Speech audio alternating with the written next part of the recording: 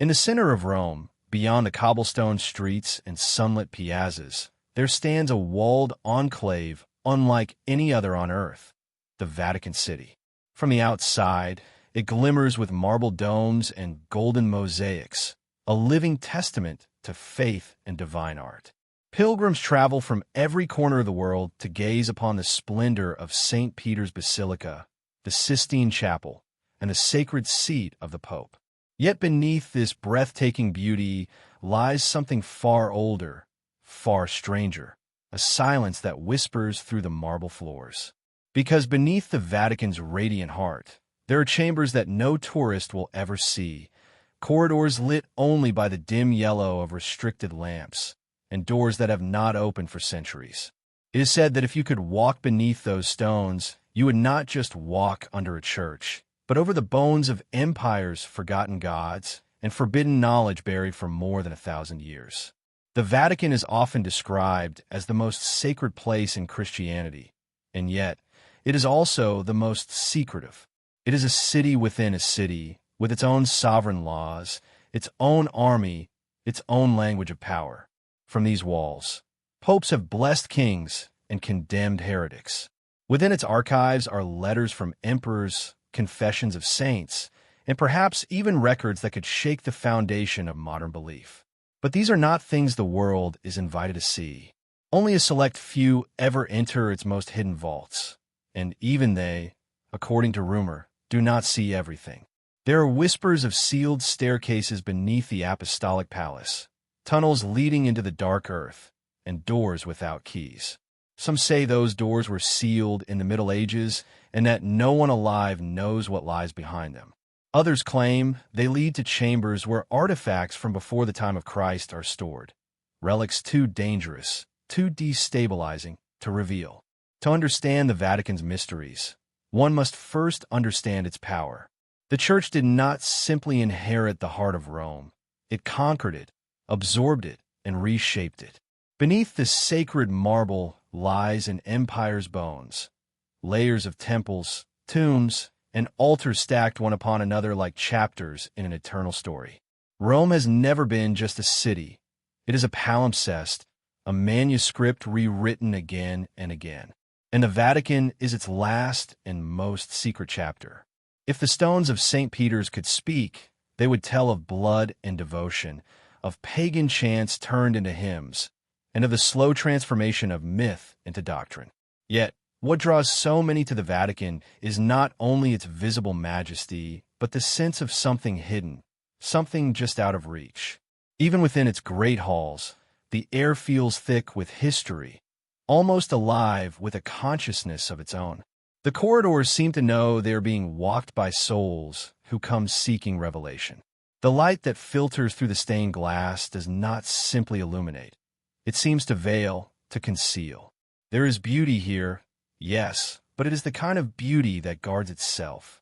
For centuries, scholars, historians, and theologians have speculated about what lies beneath this tiny state, literally beneath it. The Vatican stands above an ancient Roman necropolis, a city of the dead, where early Christians once buried their martyrs in secret. But below that necropolis, there are older ruins still, the bones of pre-Christian temples, foundations laid long before the name of Christ was spoken in Rome.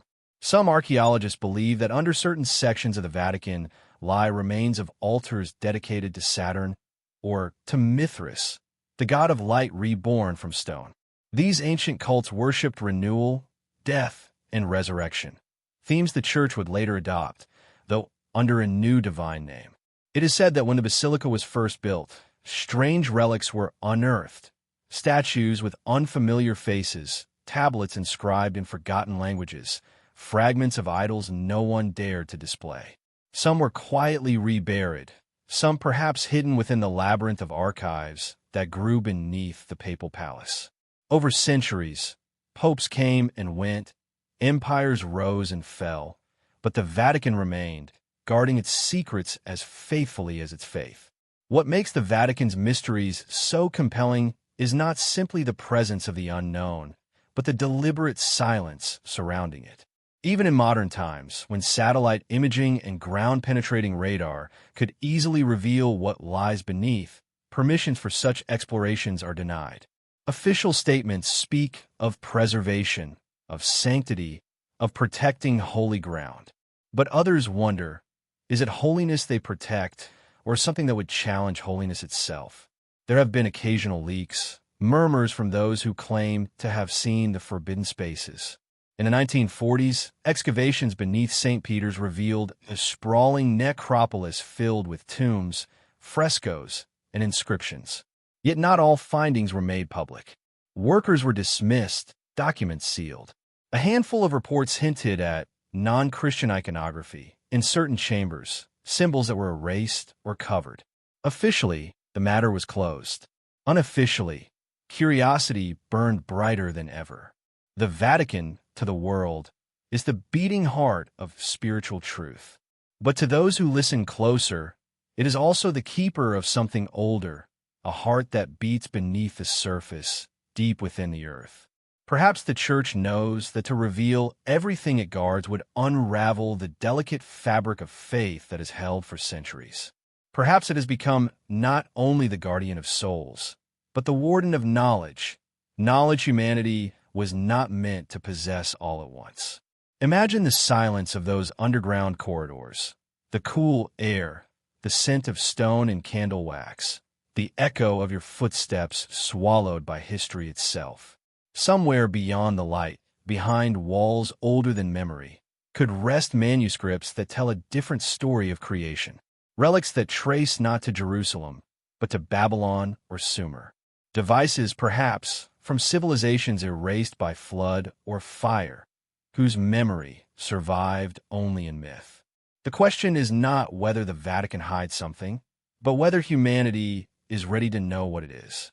Every age has its truths and its secrets. The Vatican's endurance, through wars and revolutions, through enlightenment and skepticism, suggests it guards something more than relics and doctrine. It guards the line between the known and the unthinkable.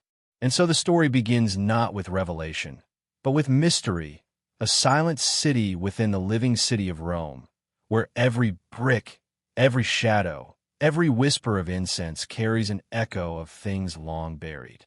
Beneath the marble and gold, beneath the prayers and psalms, there lies an older heartbeat, one that has pulsed beneath the Vatican for over a millennium, waiting to be heard again. To understand the mysteries buried beneath the Vatican, one must travel back, not merely in distance, but in time, to the very soil on which Rome itself was born. Long before marble basilicas and papal crowns, this land was a swampy stretch along the banks of the Tiber, home to shepherds, merchants, and the strange whispers of gods who demanded both reverence and sacrifice. Rome, the so-called eternal city, was not born holy. It became holy through conquest, blood, and the slow transformation of pagan devotion into divine authority. And the Vatican, as we know it today, rose precisely upon that sacred tension between what was buried and what was reborn. The hill on which the Vatican now stands was once known as Mons Vaticanus, the hill of prophecy.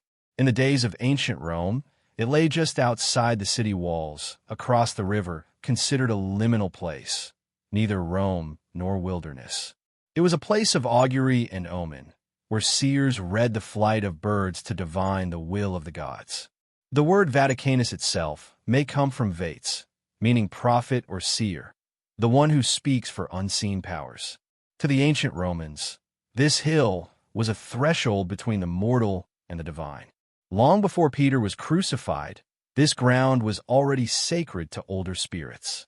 When Emperor Constantine converted to Christianity in the 4th century, he sought to build not only a religion, but a legacy, one that would bind the empire's future to this new faith. His architects, searching for a site worthy of the Apostle Peter's tomb, chose the Vatican Hill. But the ground they chose was no empty field. It was layered with the remains of centuries, pagan temples, burial sites, and shrines to gods whose names were already fading. Beneath the foundations of the first St. Peter's Basilica, they buried more than stone. They buried the old world itself. Imagine the scene in those early years of Christian Rome. The empire was still half pagan, half converted, torn between Jupiter and Christ. The old gods had not yet surrendered, and the new faith was still defining its shape. Workers dug into the soil of the Vatican Hill, uncovering relics of older devotion.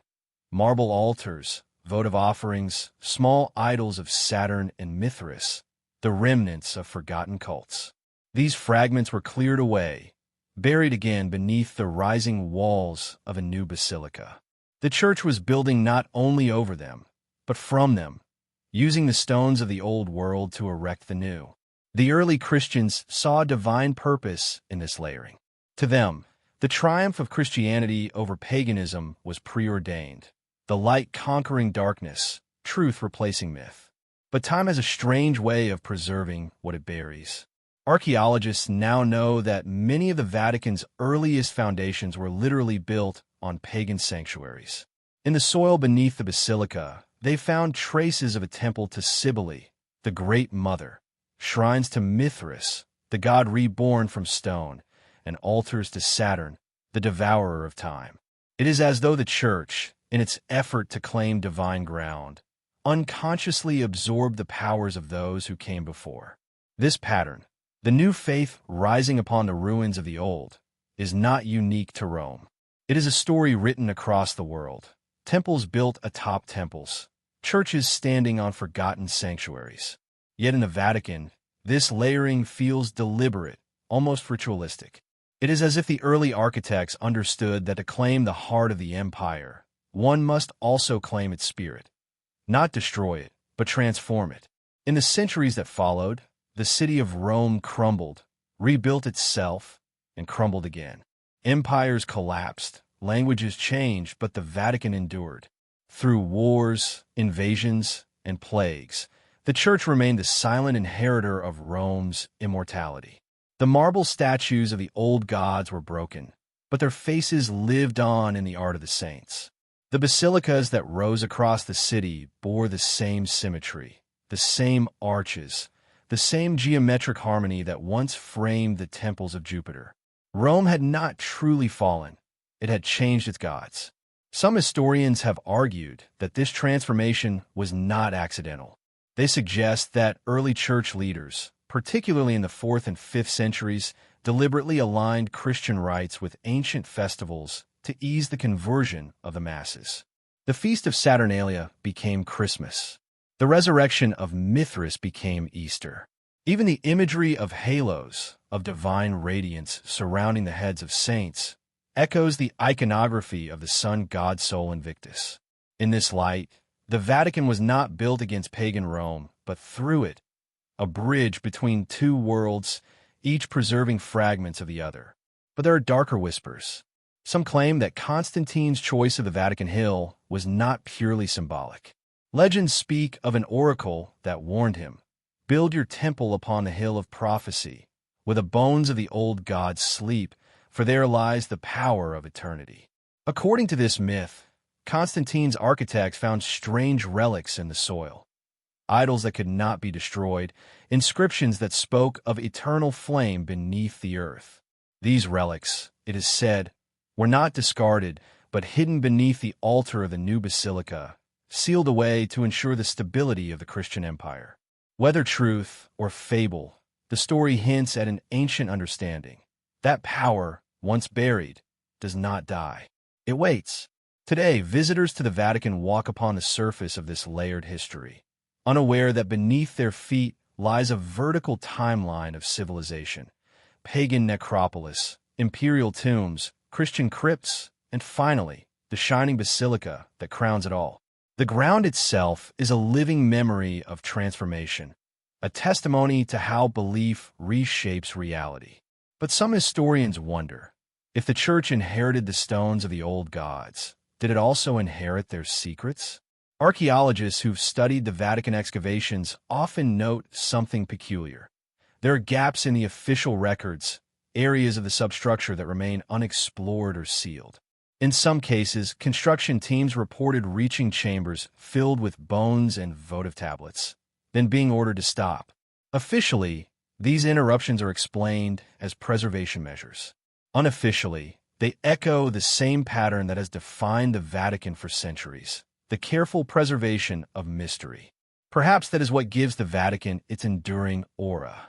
It is not merely a fortress of faith, but a monument to humanity's oldest instinct, to bury the sacred, to layer the holy over the profane, to build heaven upon the memory of earth. From the augurs of the Roman Republic to the bishops of the Renaissance, the same soil has carried the same unbroken hum of power. The names have changed, but the song remains the same. And so, the foundations of the Eternal City are more than stone and mortar. They are layers of consciousness, layers of history, layers of forgotten worship.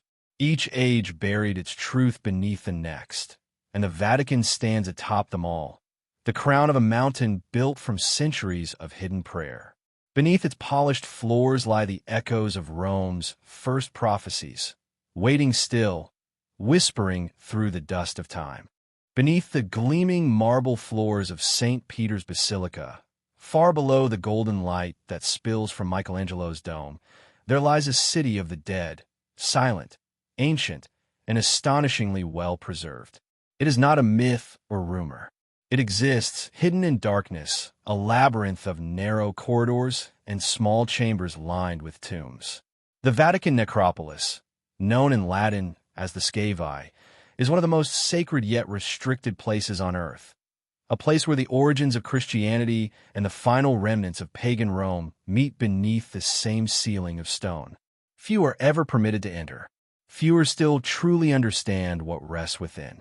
The story begins in the early 1940s, during the papacy of Pius XII, when an unassuming excavation began beneath the basilica. The goal was practical, to reinforce the foundations of the structure. But as the workers dug deeper, their shovel struck stone that was not part of the church's foundations. It was ancient brickwork, decorated and inscribed. They had uncovered the roof of a long-buried street. Beneath that street lay tombs. And beneath those tombs, the traces of a civilization buried for more than 15 centuries. What they discovered was a necropolis, a literal city of the dead, dating back to the 1st and 2nd centuries. The chambers were not chaotic or makeshift, but organized like the streets of a living neighborhood, complete with marble facades and intricate mosaics. Tombs of merchants, soldiers, noble families, and freed slaves rested side by side. Many bore pagan inscriptions and carvings, images of Mercury, Venus, and Bacchus. Yet others bore unmistakable Christian symbols, anchors, fish, and the Greek letters Alpha and Omega. It was a liminal place, a boundary between old and new faiths. Among these ancient tombs stood one in particular, modest, unadorned, and yet strangely significant. It was marked only by a rough red wall, and beside it, a simple graffiti scratched by ancient hands. Petros in Peter is here.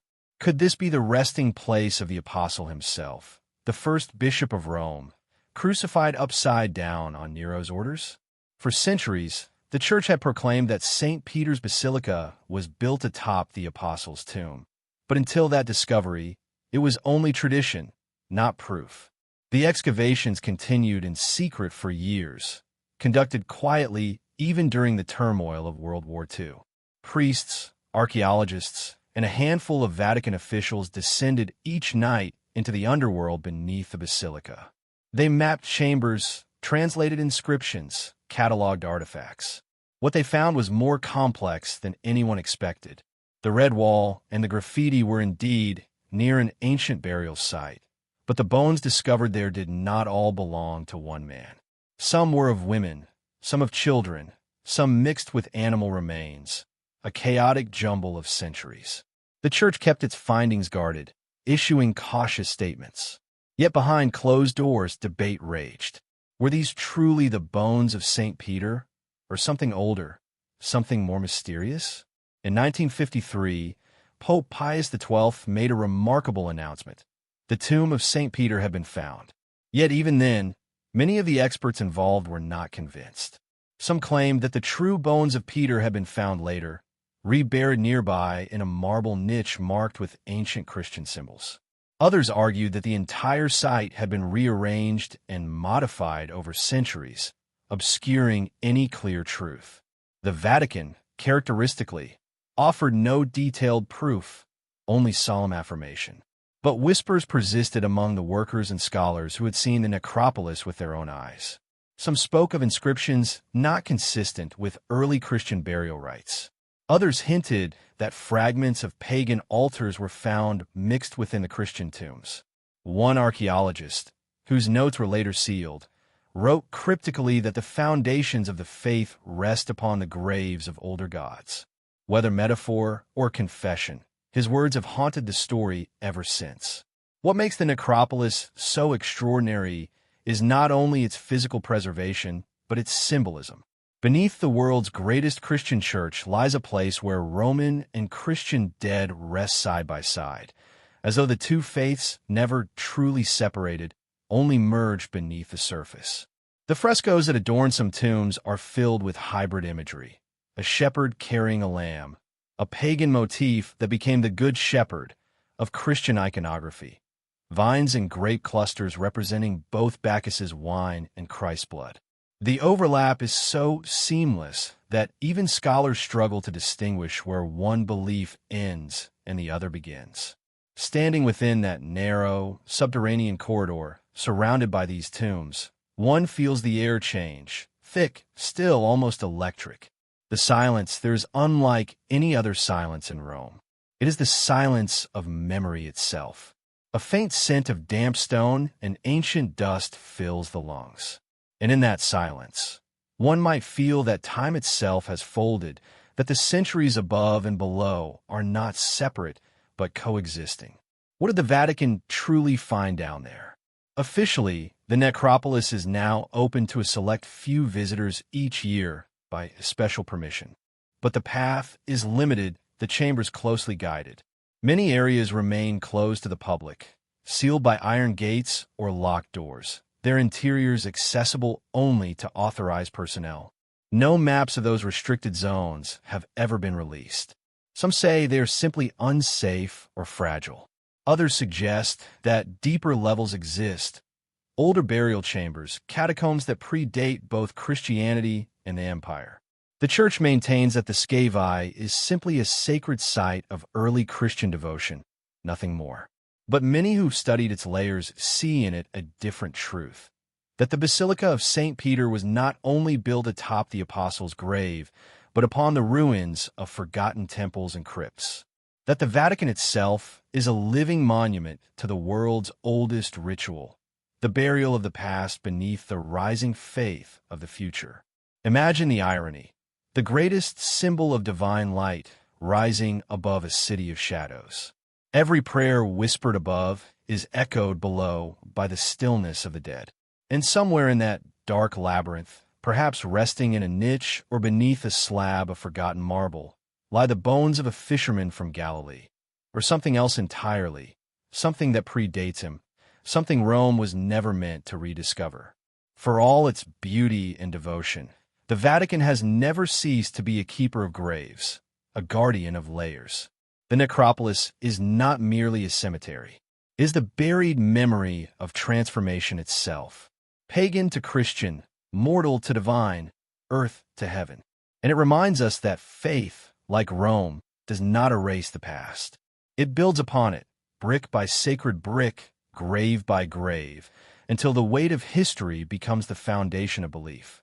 Beneath the bright marble courtyards and echoing basilicas of the Vatican lies a silence unlike any other, a silence guarded by keys, codes, and centuries of secrecy.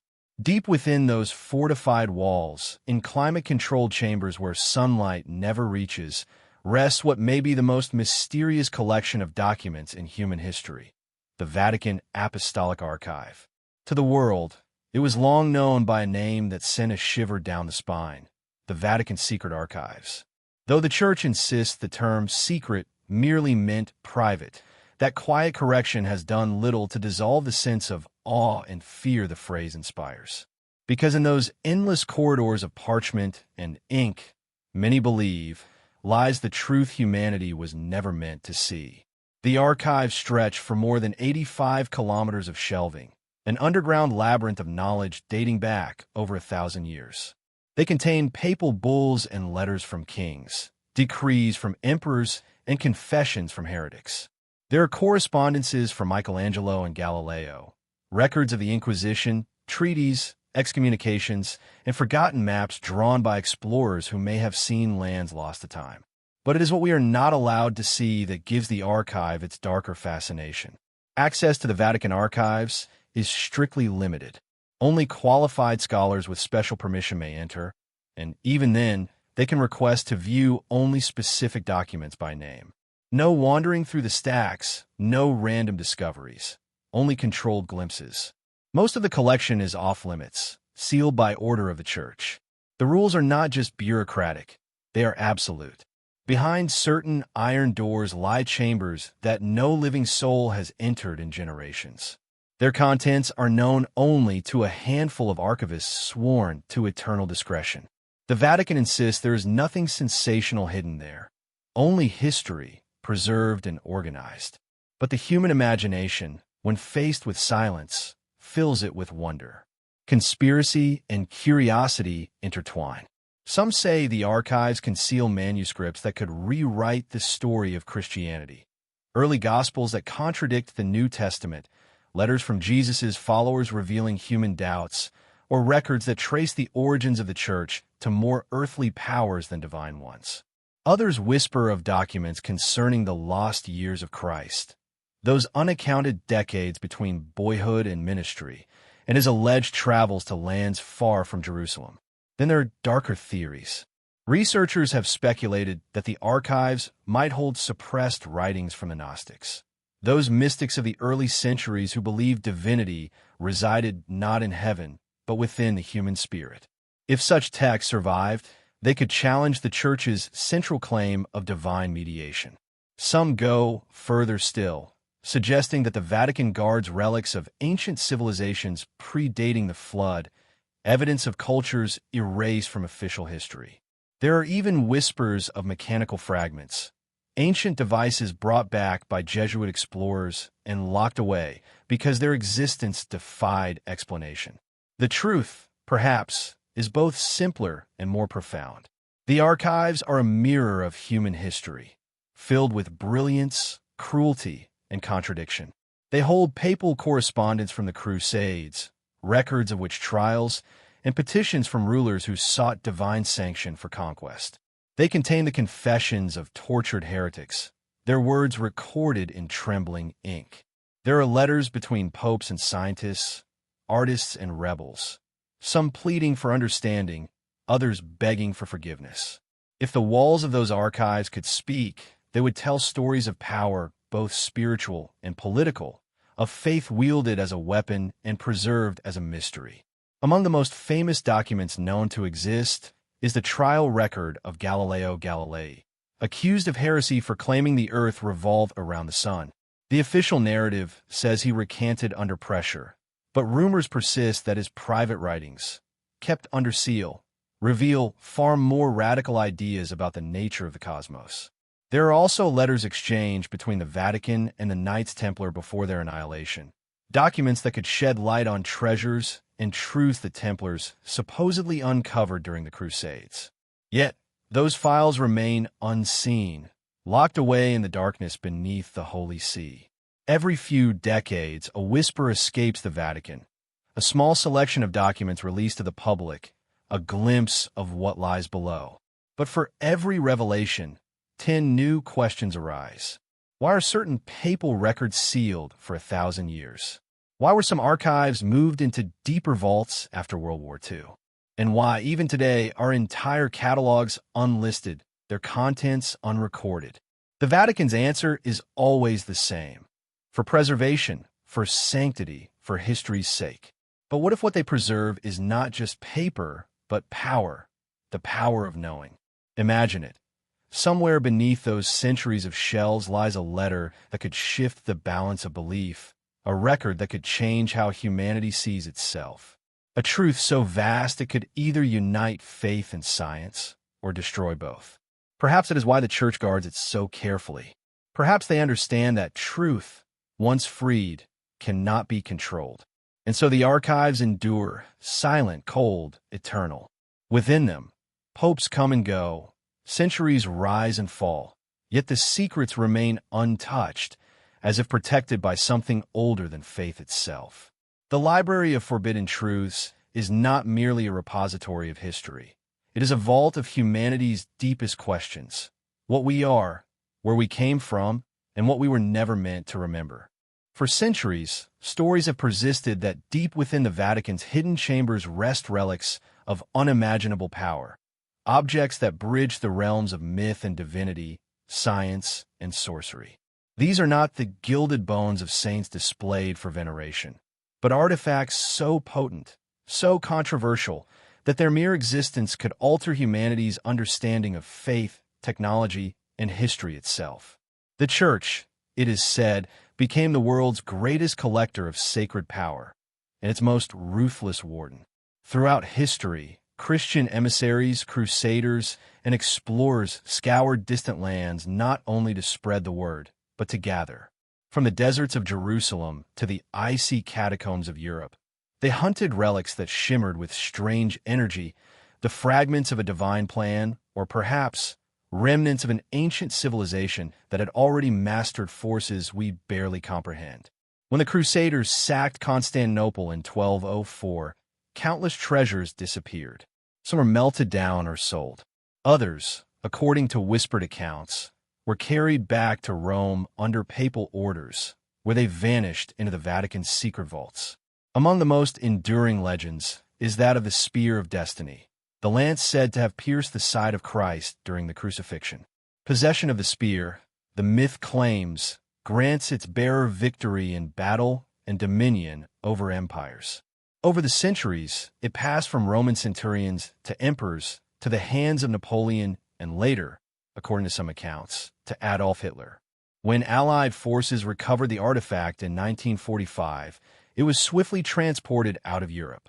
Where it went next remains a mystery, but some historians quietly suggest it was taken to the one place on Earth powerful enough to hide it indefinitely, the Vatican. Then there is the true cross, said to be the very wood upon which Christ was crucified. Fragments of it exist across the world, yet scholars have calculated that if every claimed piece were genuine, there would be enough to build an entire ship. So where is the real one, if it ever existed? Some believe the Church possesses the largest surviving portion, safeguarded not for worship, but for study.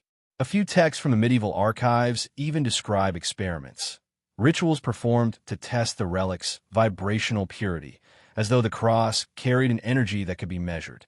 Other relics are even more obscure. In the 17th century, Jesuit missionaries returning from the East reportedly brought with them an object of mysterious origin, a metallic sphere inscribed with unfamiliar symbols.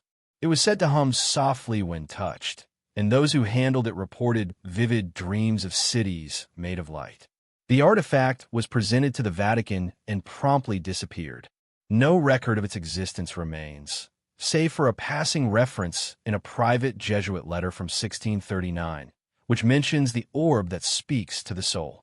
Could it have been an ancient technological device, or simply a relic of symbolic meaning? The truth, as always, was sealed away. One of the most controversial items rumored to lie in the Vatican's collection is the Ark of the Covenant. Long sought by kings, scholars, and adventurers, the Ark was said to contain the tablets of the Ten Commandments and radiate a divine force so intense that it could strike down those who dared approach unprepared. The Bible says it vanished after the destruction of Solomon's temple.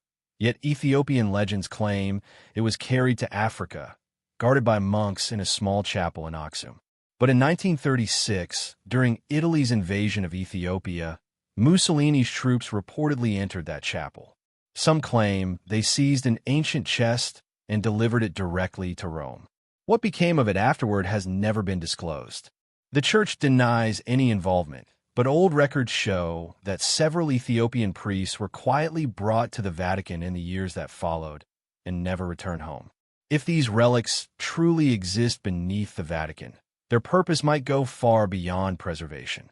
There are persistent rumors among esoteric scholars that certain artifacts are kept not for their holiness, but because they still function. Devices or relics that interact with energy fields, create harmonic tones, or influence human consciousness. One apocryphal Vatican memorandum from the early 1900s, referenced by a German theologian in 1962, describes a relic that emits a sustained luminous pulse. The memo was quickly discredited, yet no one could explain why the Vatican ordered the theologian's writings destroyed shortly after publication. Perhaps the most chilling tale concerns a relic known only as the Mirror of Ananias, said to have been unearthed in the ruins of Babylon during a Jesuit expedition in the 1600s. It was described as a black, obsidian-like surface that revealed not reflections, but visions. When gazed upon, witnesses claimed to see events that had not yet occurred: wars, deaths, and the rise of new nations. The artifact, reportedly sent to Rome, was sealed within a lead-lined chest. A century later, a cardinal allegedly attempted to reopen the chest for study. Within days, he was dead, and the chest was moved to an undisclosed chamber beneath the Vatican gardens, where it remains, if it ever existed at all. Skeptics dismiss all these stories as myth, but the persistence of such legends hints at something deeper. For every myth, there exists a seed of truth. Even within the Vatican, there are whispers among the archivists that the Church's mission has always been twofold: to protect the faithful and to protect the world from truths too powerful to be known. If relics do exist that can manipulate energy, inspire visions, or reveal the past, their misuse could be catastrophic. Perhaps that is why the Vatican remains the final custodian of so many mysteries. Not because it fears exposure, but because it fears what might happen if others possess them. In the shadows beneath St. Peter's, sealed behind vault doors of iron and prayer, the lost relics of power wait, silent, patient, and eternal. And maybe, just maybe, the Church keeps them hidden not out of greed or deception, but out of a terrible understanding that faith, like power, is safest when unseen. Long before the Vatican rose to dominate the skyline of Rome, before the marble domes and gilded halls proclaimed divine authority, the ground on which it stands was a place of death. Beneath the grandeur of St. Peter's Basilica lies a world forgotten by most, a buried necropolis, an ancient city of the dead that stretches deep into the earth. It is here, in the dim corridors beneath one of Christianity's holiest sites, that secrets far older than the Church itself whisper through the stones. When pilgrims visit the Vatican today, few realize that beneath their feet lies layer upon layer of history: Roman streets, pagan tombs, and catacombs that predate Christianity. It was during excavations in the 1940s, ordered by Pope Pius XII, that this hidden world was rediscovered. Workmen digging beneath the basilica stumbled upon painted walls, marble sarcophagi, and ancient inscriptions written not in Latin hymns, but in the language of Rome's pagan dead. What they found would challenge the Church's narrative and force historians to confront the possibility that the very foundation of Christianity rests upon the ashes of an older, forgotten faith. The necropolis, as it came to be known, was no mere burial ground. It was a sprawling underground city of tombs built by Rome's wealthy citizens in the 1st and 2nd centuries. The walls were adorned with mythological frescoes, depictions of Mercury guiding souls, of Persephone rising from Hades, and of winged spirits bearing torches into the afterlife.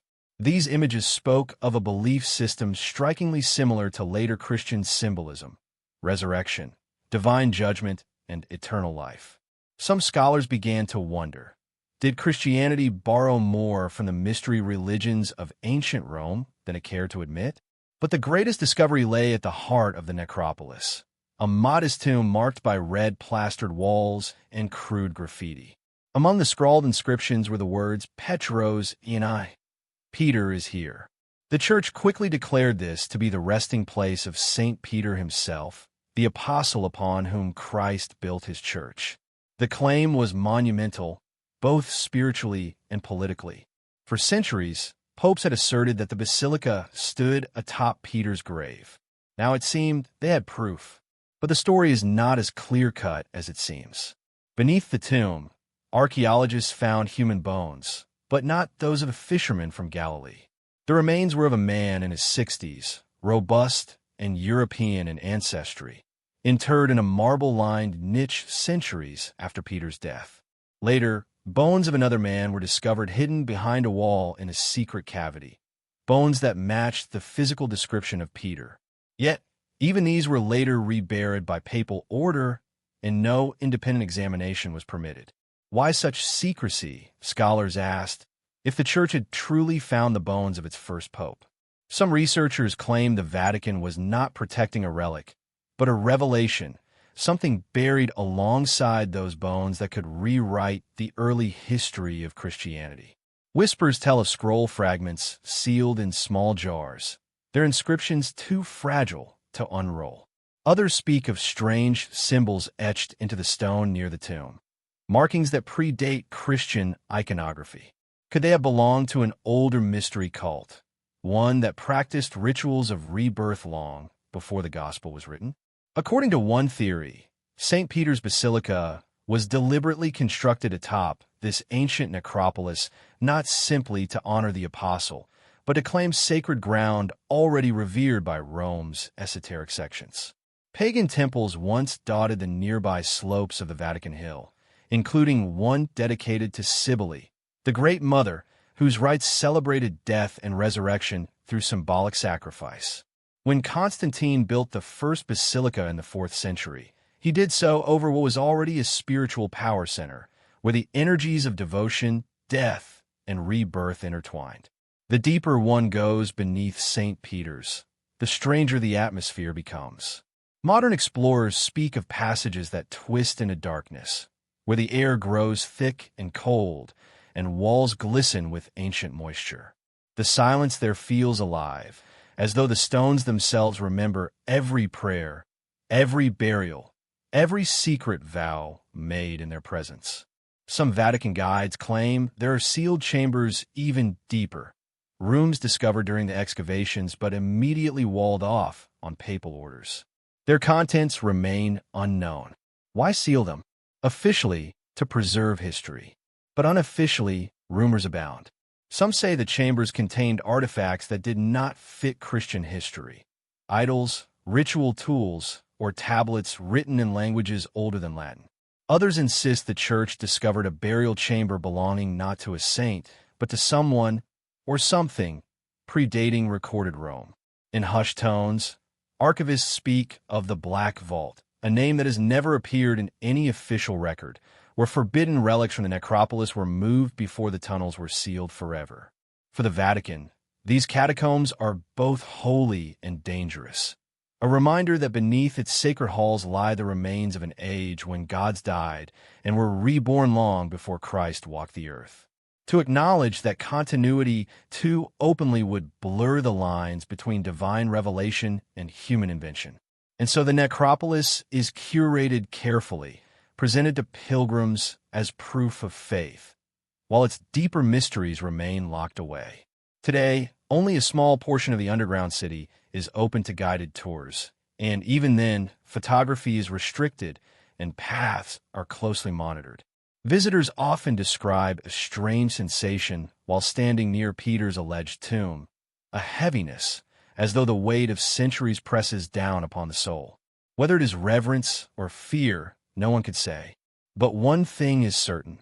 The deeper you descend beneath St. Peter's, the more history begins to blur into myth. And somewhere in that blurred line, between faith and forgotten gods, the truth of the Vatican's origins may still lie waiting in the dark. No tale of Vatican secrecy can be told without invoking the shadow of the Knights Templar, the warrior monks who rose from humble beginnings to become one of the most powerful, wealthy, and feared organizations in medieval Europe. Founded in the early 12th century to protect pilgrims on their way to the Holy Land, the Templars were unlike any order before them. Soldiers and mystics, bankers and explorers, men who served both the sword and the cross. But as their power grew, so too did the Church's unease.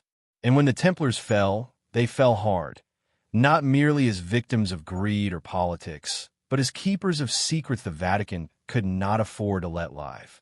The Templars' origin has always been shrouded in mystery.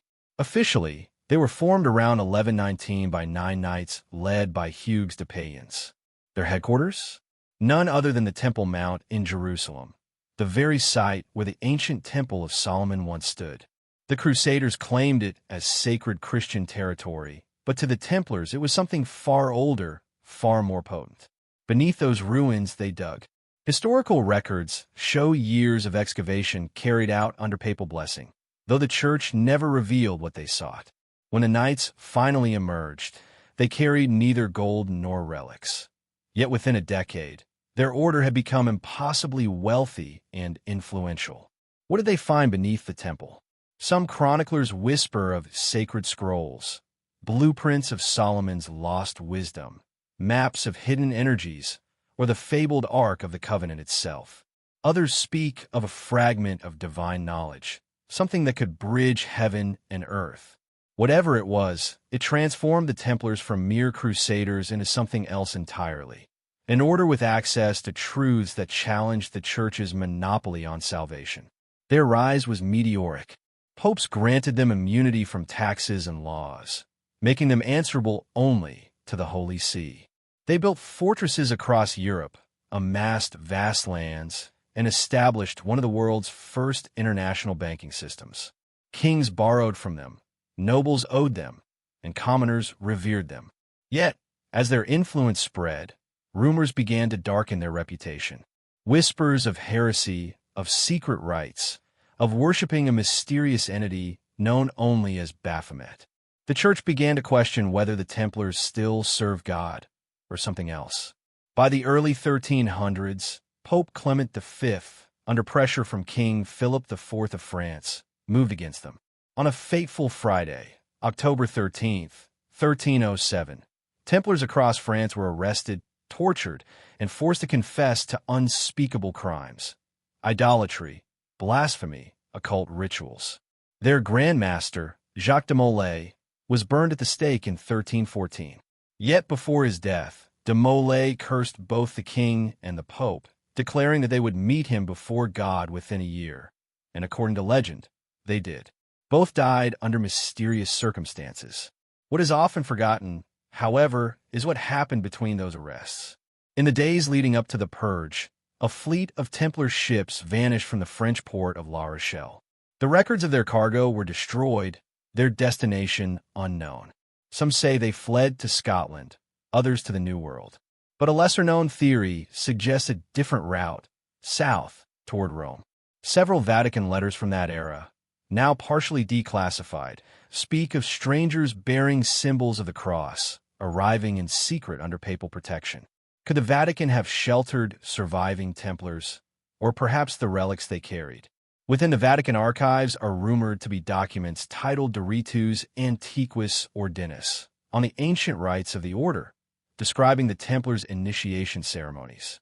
Though never released publicly, snippets quoted by 17th-century scholars suggest that these rites invoked not satanic forces, as claimed by their accusers, but an ancient spiritual science, the same mystic tradition later found in Kabbalah, alchemy, and early Freemasonry. If true, it would mean the Templars were not heretics, but inheritors of a forgotten wisdom that predated organized religion itself. Some historians believe the Church's true fear was not of blasphemy, but of revelation, that the Templars had uncovered secrets which proved that divine power was not confined to the Vatican's authority. In other words, they had found a direct path to the sacred, one that bypassed priests, indulgences, and hierarchy. For a church built on structure and control, that was intolerable. So the Templars had to be erased, their knowledge absorbed, their relics confiscated, and their history rewritten as heresy. Centuries later, when Napoleon entered Rome in 1798, he reportedly ordered the Vatican archives sealed and searched for the Templar documents. His soldiers found nothing, or perhaps found too much. Soon after, Vatican officials moved vast collections of manuscripts into new, hidden sections beneath the Apostolic Palace. To this day, No one outside the Vatican knows exactly which Templar records survived or what they reveal. But some clues persist. Within certain Catholic cathedrals across Europe, subtle carvings of two knights on a single horse, the ancient Templar emblem, appear in places where they were never meant to be. Hidden symbols, silent signatures left by those who knew. There are even persistent claims that the Vatican continues to honor a secret branch of the Templars, a spiritual line preserved under another name, operating within the highest levels of the Church. These inner guardians, as some call them, are said to oversee the protection of sacred relics, ensuring that knowledge too dangerous for the world remains contained. If this sounds like myth, consider this. Every pope since the 14th century has carried a private seal depicting the Cross of Lorraine, a Templar symbol of duality, light and shadow, heaven and earth. Coincidence, perhaps, but for those who look closer, it feels more like a reminder that the Templars never truly vanished. They simply changed form.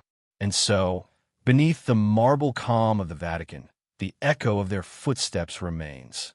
Their relics, their secrets, their unbroken oath, all hidden in the same vaults that guard the Church's greatest treasures.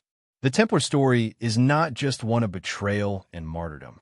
It is a ghost still moving beneath Rome's stone foundations, whispering a truth the Vatican has guarded for 7 centuries. That knowledge is power, and power, once found, can never be buried forever. Beneath the marble sanctuaries of the Vatican lies not only a network of archives and tombs, but, according to legend, a map unlike any other. It is said to be a collection of ancient charts and coded diagrams preserved through centuries, depicting not just the geography of Earth, but sacred energy, ley lines, hidden realms, and forgotten cities erased from human memory. Historians call it myth. The initiated call it the Cartographia Sacra, the Holy Map. The origins of this mysterious map trace back to the Age of Discovery, when explorers returned to Rome with strange drawings of lands that did not exist on any official chart. Jesuit missionaries, known for their scientific precision, reportedly gathered these maps and sent them to the Vatican for safekeeping. But the collection, it seems, grew older than even the Renaissance. Containing parchment fragments written in languages unknown, their ink resistant to decay. Some scholars whisper that parts of this archive date back to before the flood described in Genesis, remnants of civilizations that predated known history. According to one unverified Vatican inventory from the 1600s, the Holy Map includes depictions of the world before continents took their modern shape. A single massive landmass dominates these drawings, encircled by symbols that resemble the zodiac. At its center is a spiral, a vortex, some believe, representing the axis mundi, the spiritual heart of the earth. Others claim the spiral aligns perfectly with the location of the Vatican itself, suggesting that Rome was chosen not by chance, but because it sits upon a node of immense telluric energy, a place where heaven and earth intersect. Certain explorers who had Vatican backing in the 15th and 16th centuries, like Christopher Columbus, were rumored to have consulted secret maps before their voyages. These maps showed knowledge of currents, islands, and coastlines not yet recorded. Columbus himself wrote in his letters of being guided by a book older than all men. Could he have seen the Cartographia Sacra, or fragments of it, revealing the existence of lands the Church already knew of but withheld from public knowledge? In more recent centuries, researchers who gained limited access to the archives claim to have seen sealed atlases bound in human skin, marked with geometric patterns and alchemical sigils. One Jesuit historian, Father Hermite Zeni, wrote in 1904 of maps that cannot be read with eyes but with spirit. He described symbols that, when viewed through certain prisms, formed hidden messages, as though the drawings were designed to conceal knowledge from the uninitiated. Shortly after publishing these notes, Father Zeni was reassigned to a remote monastery and never spoke publicly again. Some modern theorists believe the Vatican's secret map isn't merely geographic, it's metaphysical. A diagram of spiritual currents and magnetic alignments known to the ancients, Egypt's pyramids, Stonehenge, the Mayan temples, and even the ruins beneath the Antarctic ice are said to align perfectly along invisible lines of energy that converge in Rome. If the Vatican possesses proof of such a global network, it could mean that humanity once possessed an advanced understanding of Earth's energy grid, knowledge later concealed to prevent its misuse. Of course, the Church dismisses these ideas as fantasy. Yet, each time Vatican engineers carry out maintenance beneath St. Peter's, new whispers emerge of tunnels that lead far beyond the boundaries of the city-state, of sealed stone doors carved with celestial symbols. Satellite scans, when analyzed, show anomalies beneath the Vatican gardens, hinting at vast spaces that have never been publicly acknowledged. What lies in those spaces remains a matter of speculation. But if the Holy Map exists, that is where it would be kept, in the dark, beneath centuries of silence, guarded not by soldiers, but by faith itself.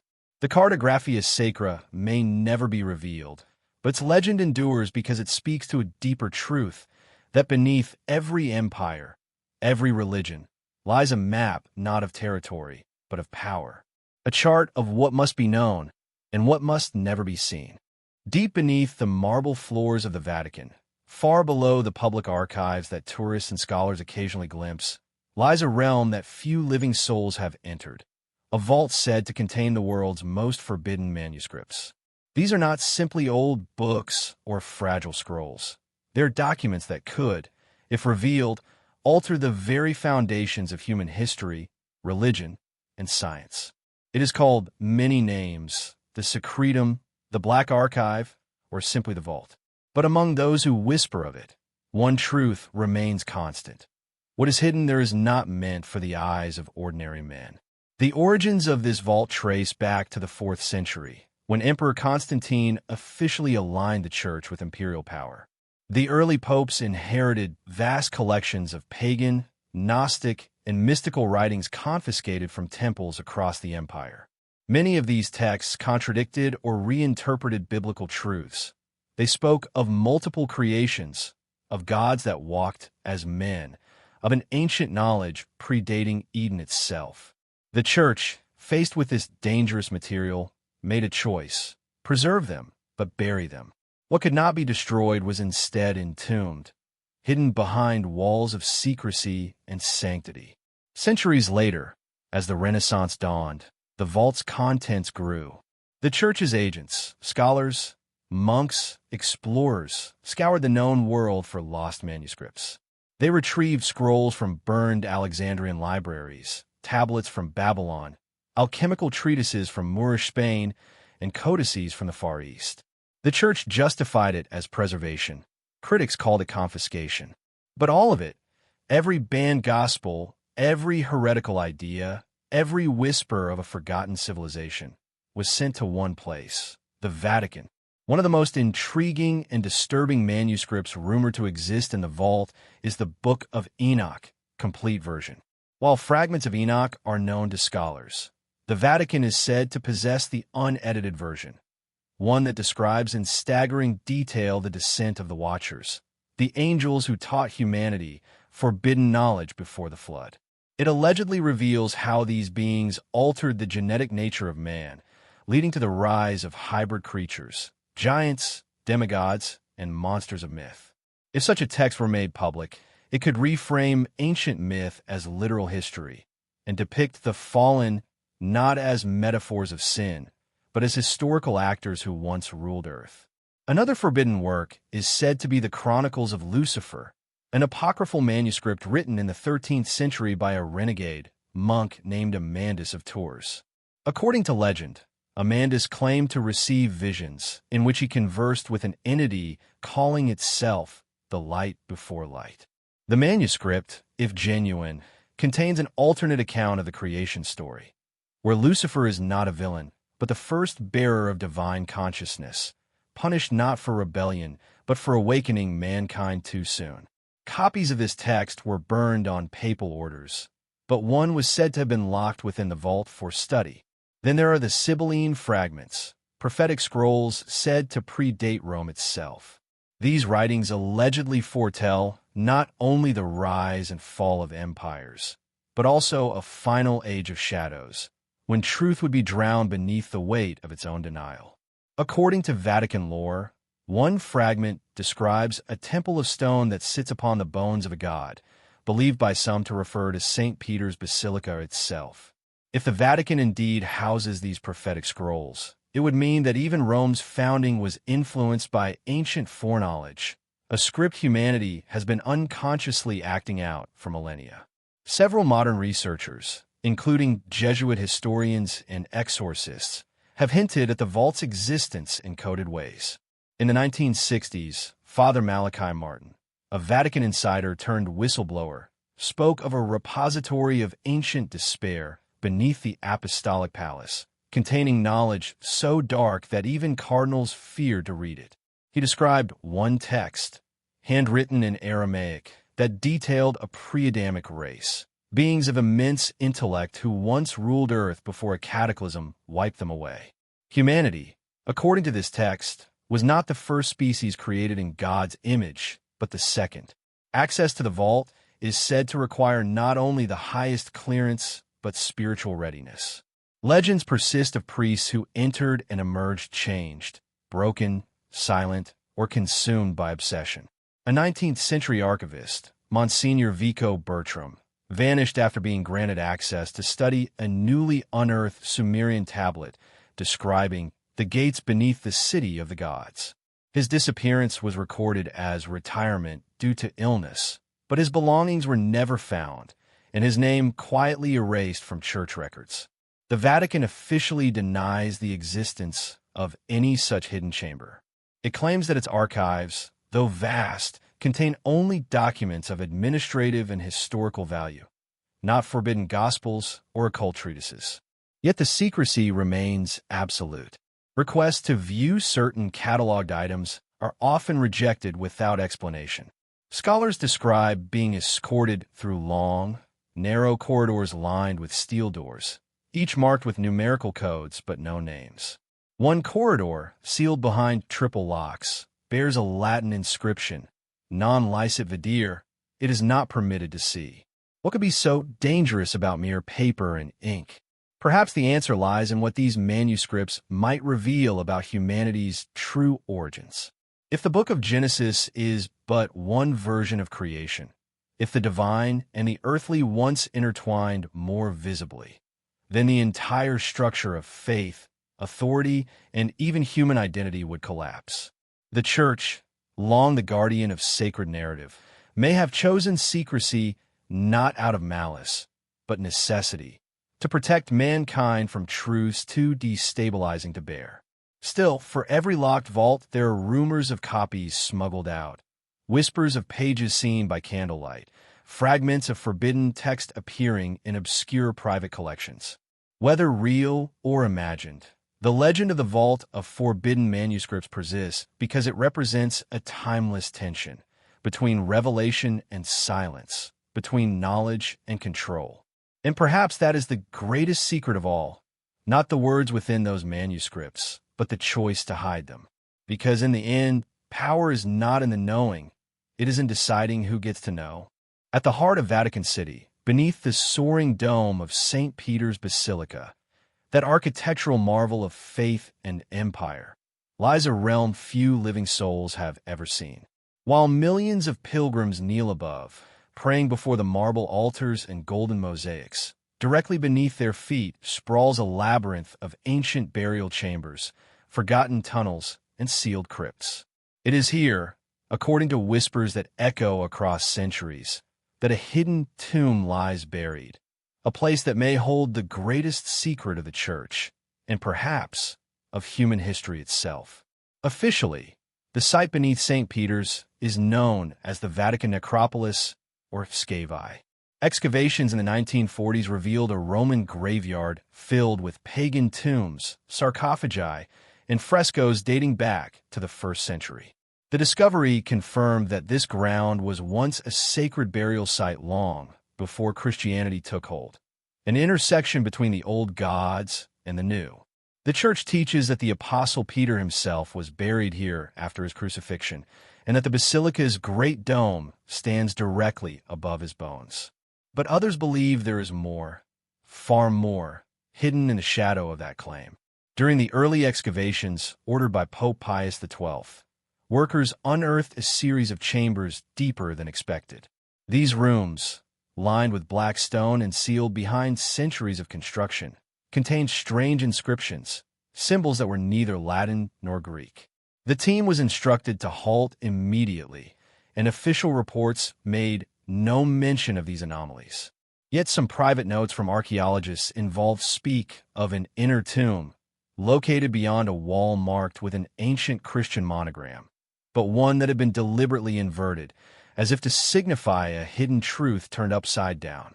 Some scholars have proposed that the true tomb beneath St. Peter's is not merely that of the apostle, but of someone or something much older. There are legends of a sarcophagus made of obsidian stone, carved with celestial symbols identical to those found in Mesopotamian ziggurats. This sarcophagus, it is said, was discovered during early Vatican construction in the 16th century and quietly reburied. One Renaissance architect, Bramante, who oversaw part of the basilica's design, allegedly warned in a private letter, "The foundations rest upon a power older than Rome itself." That letter, preserved in fragments, was suppressed soon after his death. The possibility of an ancient tomb beneath St. Peter's connects intriguingly with other forbidden manuscripts rumored to reside in the Vatican's vault. Some of these texts speak of the Keeper of the Gate, a luminous being entombed in black stone beneath the Temple of the West. The descriptions bear uncanny resemblance to the architecture of the Vatican. Could the basilica, then, have been built not only as a monument to faith, but as a cover, a sanctified seal atop something buried long before the time of Christ? When the Vatican allowed limited access to the necropolis in the mid-20th century, visitors noticed curious things. The air beneath the basilica was unnaturally warm, even when the surface was cool. Strange symbols etched into marble slabs bore resemblance to ancient Phoenician sigils rather than Christian crosses. Some saw depictions of winged figures, not angels, but entities resembling the Anunnaki of Sumerian myth, holding staffs that resembled DNA spirals. The Church dismissed such interpretations as pareidolia, the human tendency to see meaning in patterns. Yet the coincidences were too precise for some researchers to ignore. In the early 1980s, a Jesuit scholar named Father Aurelio Montesi, who had spent decades studying early Christian burial rites, wrote in his private journal about an inner chamber beneath the Vatican that could only be accessed by descending through a sealed staircase known to the College of Cardinals. Montesi described the chamber as circular, its ceiling covered in constellations made of gold leaf, and, at its center, a sarcophagus that hums softly when approached. Shortly after sharing this discovery with colleagues, Montesi died suddenly of a stroke, though some suspect he was silenced. His journals vanished from his residence and were never recovered. Other tantalizing clues emerged from the strange alignment of St. Peter's Basilica itself. The structure is positioned not only to face east, as is common in Christian architecture, but directly along a solar line that connects it with the ancient temples of Jupiter and Apollo on the nearby Vatican Hill. Pagan shrines once stood on this ground, shrines dedicated to gods of light, prophecy, and resurrection. When Christianity absorbed Rome's imperial legacy, those sites were not erased but repurposed. To some historians, this suggests a deliberate continuity, as if the Church inherited more than land. It inherited the very axis of sacred energy that had drawn worshippers for millennia. According to one persistent legend, hidden beneath the basilica's deepest level is a small, perfectly preserved chamber containing relics that predate Christianity. Tablets bearing Sumerian cuneiform, bronze idols, and an artifact described as the heart of the sun. No one knows what that phrase truly means. Some interpret it as a reference to a relic of immense power, perhaps even a fragment of the fabled Stone of Heaven, an ancient meteorite revered by early priest-kings as the dwelling of divine intelligence. The Vatican, of course, neither confirms nor denies these tales. Official guide to the Scavi mention nothing beyond St. Peter's bones and a few ancient frescoes. But among those who have worked deep beneath the basilica, a common refrain circulates. There are doors down there that no one dares open. The suggestion lingers that the church's most sacred site may also be its most dangerous, a convergence point of history, myth, and something not entirely human. Whether the hidden tomb truly exists or not, its legend endures because it touches a primal truth about power and faith. Every civilization builds its temples upon the bones of the old gods. The Vatican, that eternal city within a city, may be no different, a place where the living pray above the dead and the dead guard secrets too ancient to name. Beneath the songs of devotion and the echoing footsteps of pilgrims, something sleeps in the dark, something that was buried not to be forgotten, but to be contained. Hidden among the gilded chapels and radiant mosaics of the Vatican are statues unlike the rest. Dark, mysterious figures of the Virgin Mary, her face and hands carved not in ivory or marble, but in deep ebony wood or blackened stone. These are known as the Black Madonnas, and while they are officially venerated as sacred icons of the Mother of Christ, their origins and meanings remain shrouded in secrecy. To the faithful, they symbolize purity born from suffering. But to the esoteric and the initiated, they whisper of something far older, a shadow, prophecy woven into the very heart of Christianity. Throughout Europe, over 400 Black Madonnas exist, many in places once dedicated to pre-Christian goddesses such as Isis, Cybele, or Artemis. Their dark skin, often explained as discoloration from age, seems instead to be deliberate, carved or painted that way to preserve an ancient symbolism. These statues began appearing during the medieval era, at the very moment the Church was consolidating power and suppressing heresies that challenged its authority. Coincidence? Perhaps. But the deeper one looks, the more the pattern becomes undeniable. According to certain suppressed Vatican manuscripts, the first Black Madonna was secretly commissioned in the early 4th century during the reign of Constantine. It was carved from obsidian and hidden within the catacombs of Rome, bearing an inscription in Greek, "She who was before light." Some early theologians interpreted this not as blasphemy, but as reference to the eternal feminine, the divine principle that predates creation itself. Yet as the Church grew more patriarchal, such ideas were deemed heretical, and the dark-faced Madonnas were quietly reinterpreted to fit Orthodox doctrine. Still, the symbol persisted. The Black Madonna became a veiled reminder of the ancient mystery schools, a bridge between the visible church and the hidden tradition it tried to erase. In esoteric circles, she is not simply Mary, mother of Jesus, but Sophia, divine wisdom incarnate. Her darkness does not represent sin, but the fertile void, the cosmic womb from which all light is born. Some mystics even link her to the Egyptian goddess Isis, often depicted nursing her son Horus, an image strikingly similar to Mary and the Christ child. Indeed, several early Christian temples were built atop shrines to Isis, as if to inherit her ancient power. In the Vatican's private collection lies one such statue, the Madonna Nera Vaticana. Few know of it, and even fewer have seen it. Descriptions from a 17th century Jesuit inventory describe her eyes as inlaid with lapis lazuli, her robes lined in gold, her hands resting upon a sphere of the world. On that sphere, faint symbols appear, stars, serpents, and what seems to be an eclipse. Beneath the statue's base, a Latin inscription reads, "When the sun dies, she shall awaken." No public record explains what this means, but occult scholars suggest it refers to a prophecy, the coming of an age when the hidden feminine power will rise again, overturning the old order of light and law. This prophecy has long haunted the Vatican. Some believe it ties to the mysterious third secret of Fatima, the portion of the Marian prophecy never fully revealed by the Church.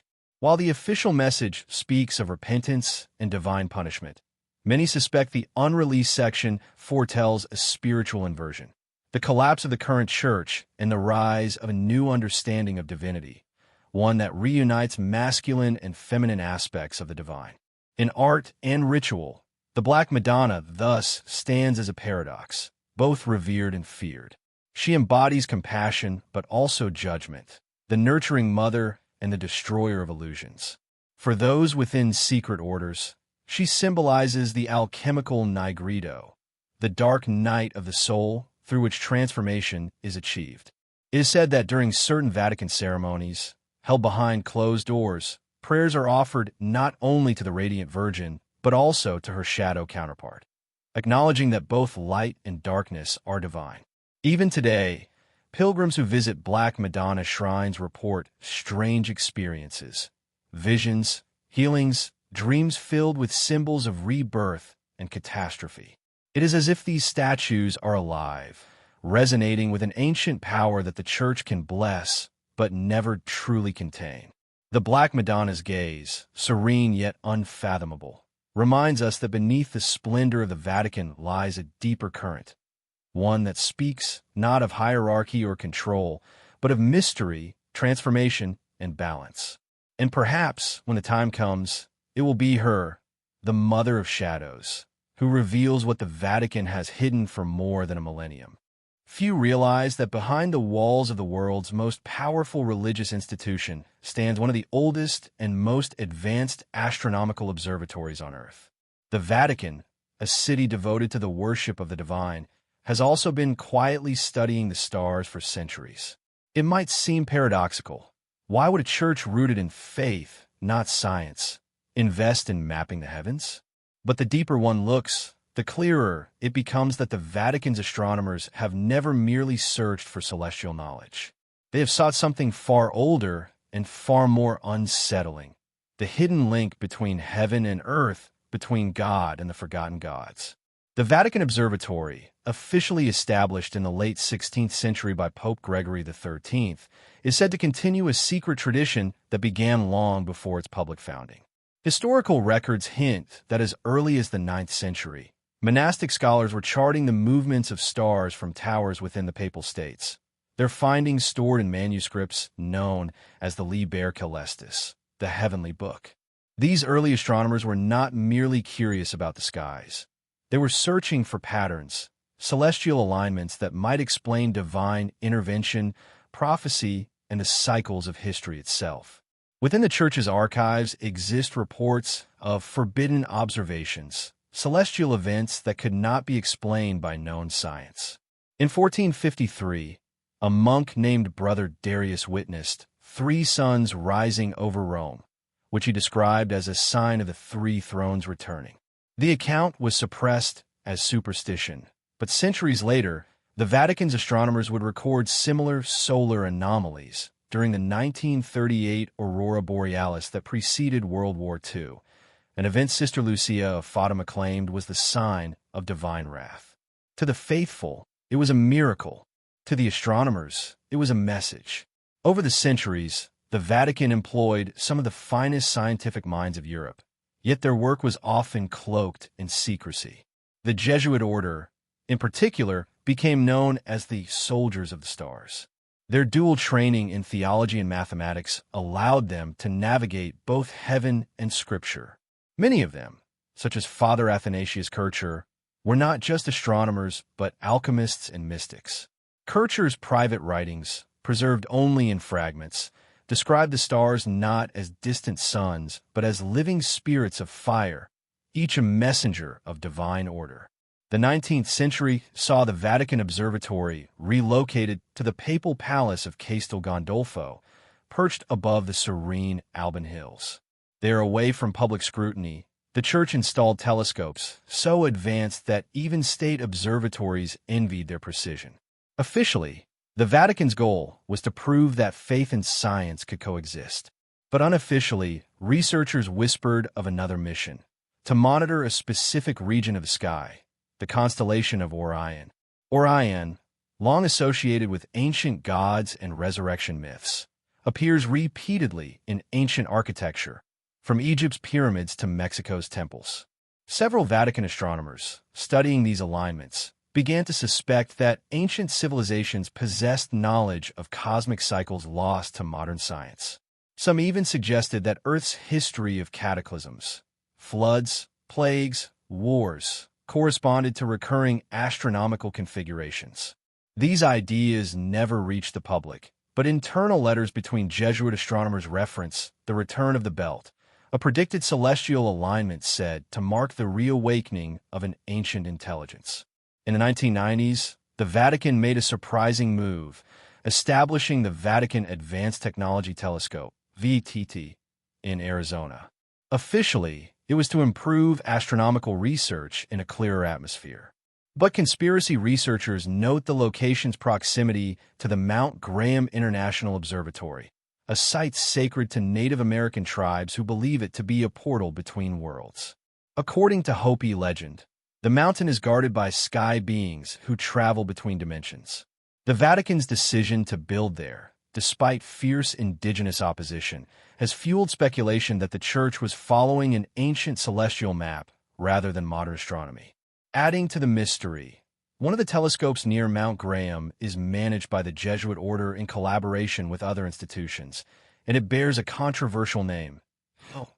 UC? An acronym for Large Binocular Telescope Near Infrared Utility with Camera and Integral Field Unit for Extragalactic Research. Though the Vatican denies owning it, the association was enough to ignite rumors that the Church's astronomers are monitoring something approaching Earth, a celestial or metaphysical presence long foretold in their secret manuscripts. Why would a religious institution dedicated to spiritual salvation peer so intently into the void of space? Perhaps because, as some internal documents suggest, the Vatican does not view the heavens as empty. Certain theologians have quietly proposed that angels, demons, and the sons of God mentioned in Genesis are not metaphors, but beings of other realms, intelligences that once walked the earth and may soon return. The stars, in this interpretation, are not distant suns, but gateways. Throughout history, the Vatican's astronomers have balanced faith and heresy on a razor's edge. They have seen what others have not, and perhaps what they wish they could unsee. In private letters, one 20th century priest astronomer wrote, "The heavens are not silent. They speak in light and shadow, in signals that we have only begun to hear. What they say will shake the soul of man." Today, the Vatican Observatory continues its research quietly, its data shared sparingly. The public sees a facade of science, photos of galaxies, charts of comets, speeches about wonder. But behind that facade, the ancient mission endures, to watch, to listen, to prepare.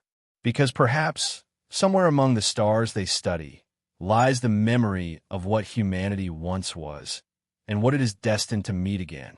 For centuries, a shadow has moved silently through the corridors of power within the Vatican. A shadow cloaked not in malice, but in intellect, obedience, and mystery. This shadow is the Society of Jesus, the Jesuits. Founded in 1540 by Ignatius of Loyola, their official mission was simple: to defend and spread the Catholic faith through education and missionary work. Yet behind their reputation as scholars and teachers lies another legacy, one whispered through generations, that the Jesuits were not merely priests, but guardians of hidden knowledge, keepers of the Church's most dangerous secrets. The Jesuit order rose during one of history's most turbulent times, the Reformation. While Protestantism was tearing Christendom apart, the Jesuits became the Church's secret weapon, combining theology with espionage, diplomacy, and deep scholarship. They infiltrated royal courts, scientific institutions, and distant colonies, gathering information, not only about politics or religion, but about ancient wisdom, lost traditions, and the hidden forces that shape civilizations. Their reach stretched from the palaces of Europe to the jungles of South America, from the Chinese imperial court to the forgotten temples of India. Wherever they went, they collected not just souls, but knowledge. Their founder, Ignatius of Loyola, was no ordinary priest. Before his conversion, he was a soldier and mystic steeped in the language of symbols and inner visions. His spiritual exercises, still used today, are less a religious guide than a manual for transforming human consciousness. They train the mind to enter altered states, to perceive divine patterns beneath reality's surface. Some researchers believe these exercises were inspired by older, esoteric traditions, Sufi meditation, Kabbalistic mysticism, and perhaps even remnants of the Eleusinian mysteries. Loyola's vision for the order was not just service to the church, but a disciplined brotherhood that could see, truly see, the world as it is. The Jesuits' pursuit of knowledge often led them into forbidden territories. In China, Jesuit missionaries like Matteo Ricci studied Taoist cosmology and recorded star charts more accurate than those used in Europe. In South America, they encountered tribes that spoke of celestial visitors and underground cities of light. Rather than dismiss these tales as superstition, the Jesuits recorded them meticulously, sending coded reports back to Rome. Within the Vatican, a special division, Archivum Societatis Jesu, was said to store these reports separately from the main archives. Rumors persist that some of the earliest evidence of pre-Columbian contact with the Old World lies hidden within those Jesuit documents. Their involvement in the sciences was equally profound and controversial. Jesuits contributed to astronomy, mathematics, and cartography, often serving as royal advisors. Yet their discoveries were sometimes too radical for the Church to endorse publicly. They understood the geometry of the cosmos, the cycles of the stars, and even the patterns of magnetic fields on Earth. By the 17th century, the Jesuits had mapped the world more accurately than any other group. But what they found beneath those maps, symbols, alignments, and sacred geometries linking ancient monuments across continents, may have led them to conclusions too dangerous to announce. One such conclusion, according to certain hidden Jesuit letters, was that Earth had once been home to a global civilization guided by a celestial order, an ancient network of wisdom that connected temples, pyramids, and cathedrals along invisible lines of energy. This theory, blending theology and science, was heretical in its implications. It suggested that divine revelation was not confined to Jerusalem or Rome, but encoded in the planet itself. To preserve orthodoxy, these teachings were buried, and the Jesuits sworn to silence. Yet traces of this forbidden cosmology appeared in Jesuit architecture and art. Cryptic symbols carved into church facades, mathematical ratios hidden in cathedral designs, and celestial motifs woven into stained glass. Over time, the Jesuits' knowledge and influence grew to such heights that even the Pope began to fear them. By the 18th century, European monarchs accused the order of manipulating politics and hiding secret wealth. In 1773, Pope Clement XIV officially suppressed the Society of Jesus, an act that shocked the world. But the suppression did not destroy the order. It merely drove it underground. Many Jesuits retreated into secrecy, continuing their work in hidden circles.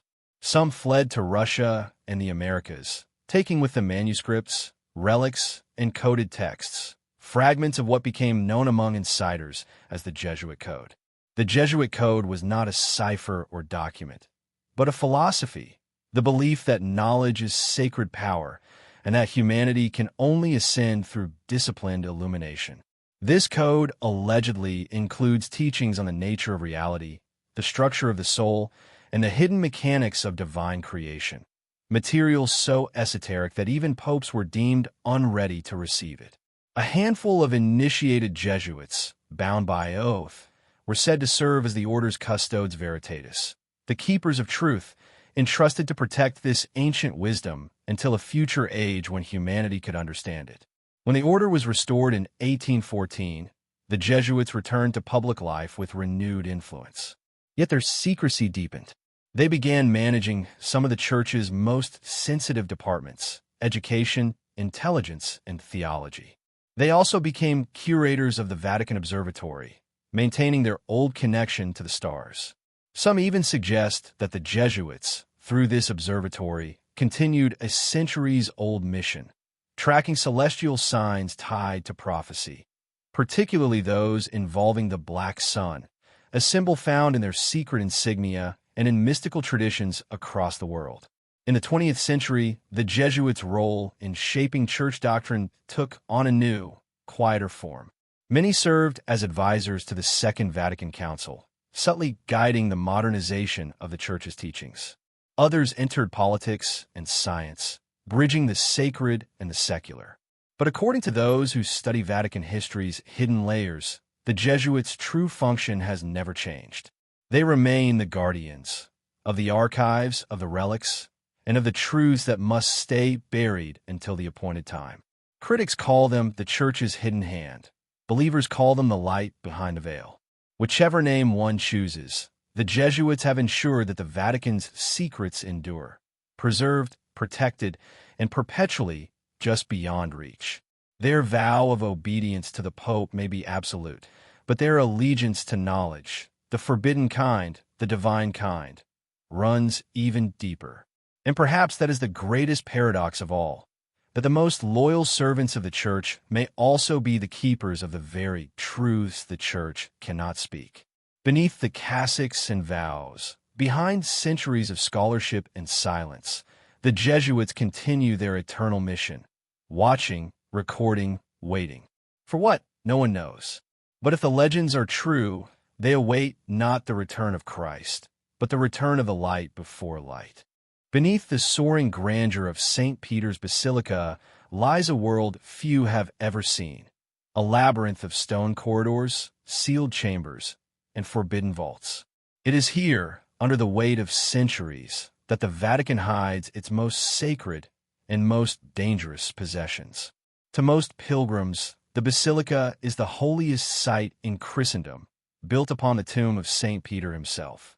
But those who've walked the catacombs beneath speak of deeper tunnels, extending beyond the known necropolis, into chambers untouched since the earliest days of the Church.